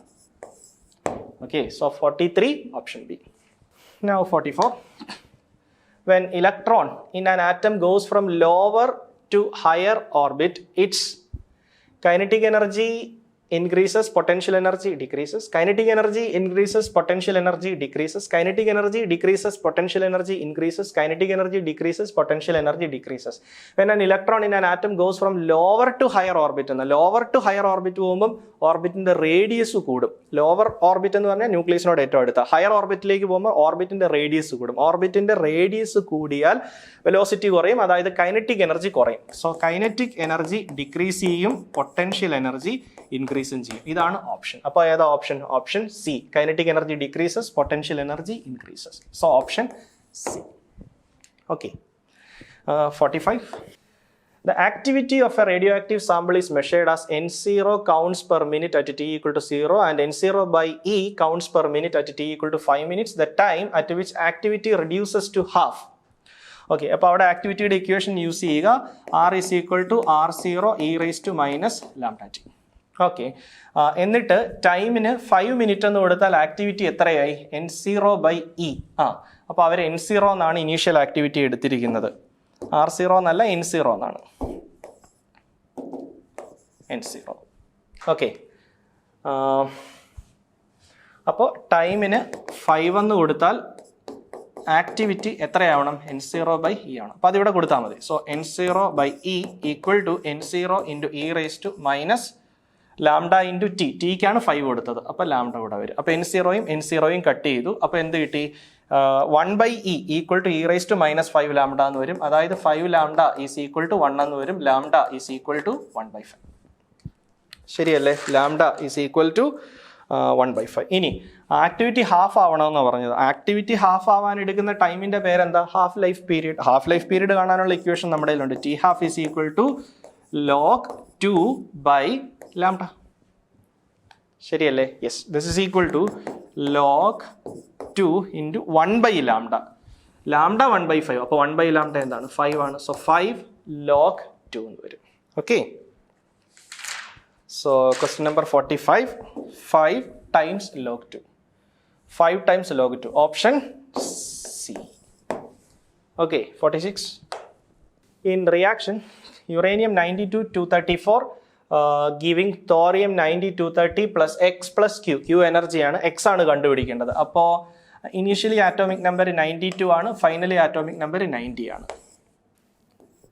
ഇനീഷ്യലി മാസ് നമ്പർ 234 ആണ്, ഫൈനലി മാസ് നമ്പർ 230 ആണ്. അപ്പോൾ ആറ്റോമിക് നമ്പർ എത്ര ഡിക്രീസ് ചെയ്തു? 2. മാസ് നമ്പർ എത്ര ഡിക്രീസ് ചെയ്തു? 4. അപ്പോൾ ആറ്റോമിക് നമ്പർ 2ഉം മാസ് നമ്പർ 4ഉം വരുന്ന പാർട്ടിക്കിൾ ആയിരിക്കണം അത്. അതേതാണ്?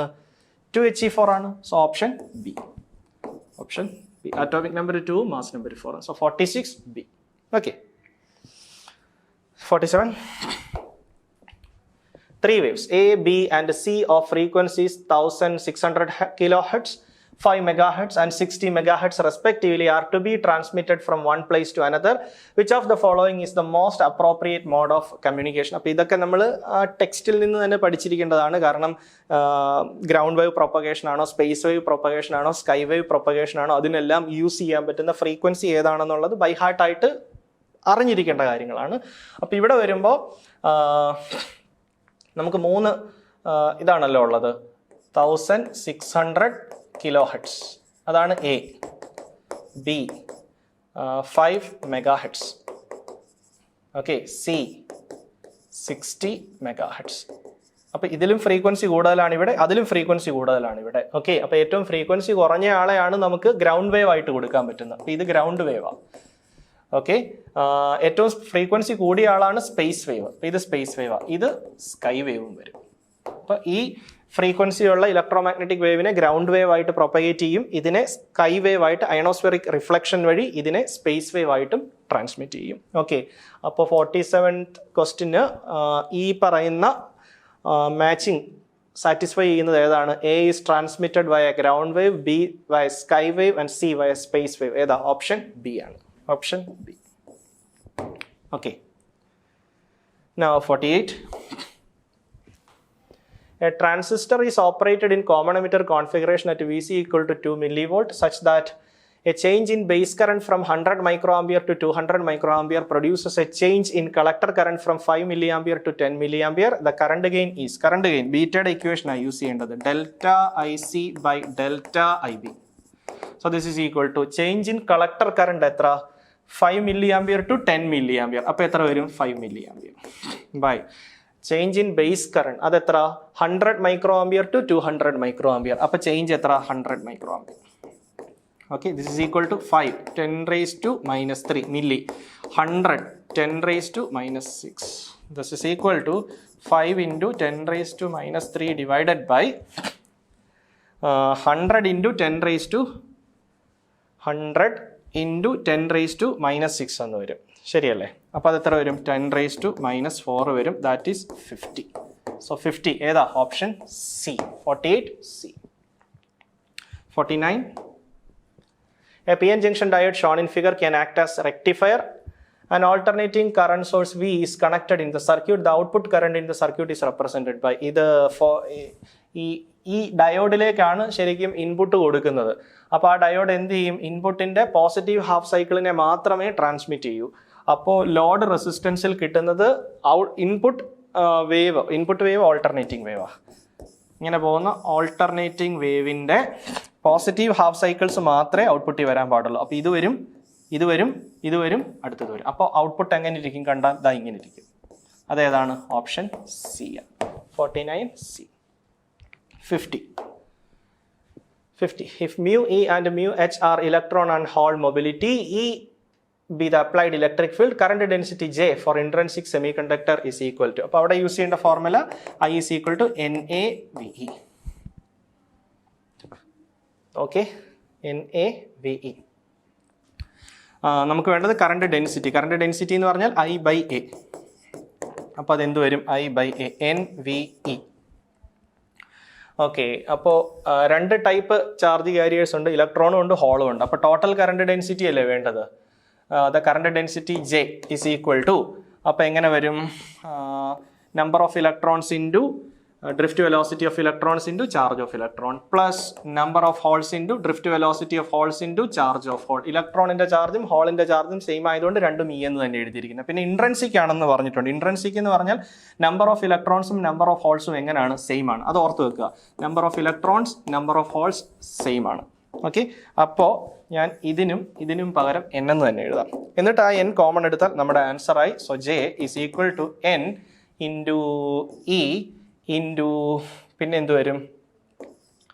VE പ്ലസ് VH എന്ന് വരും. ശരിയല്ലേ? N into V into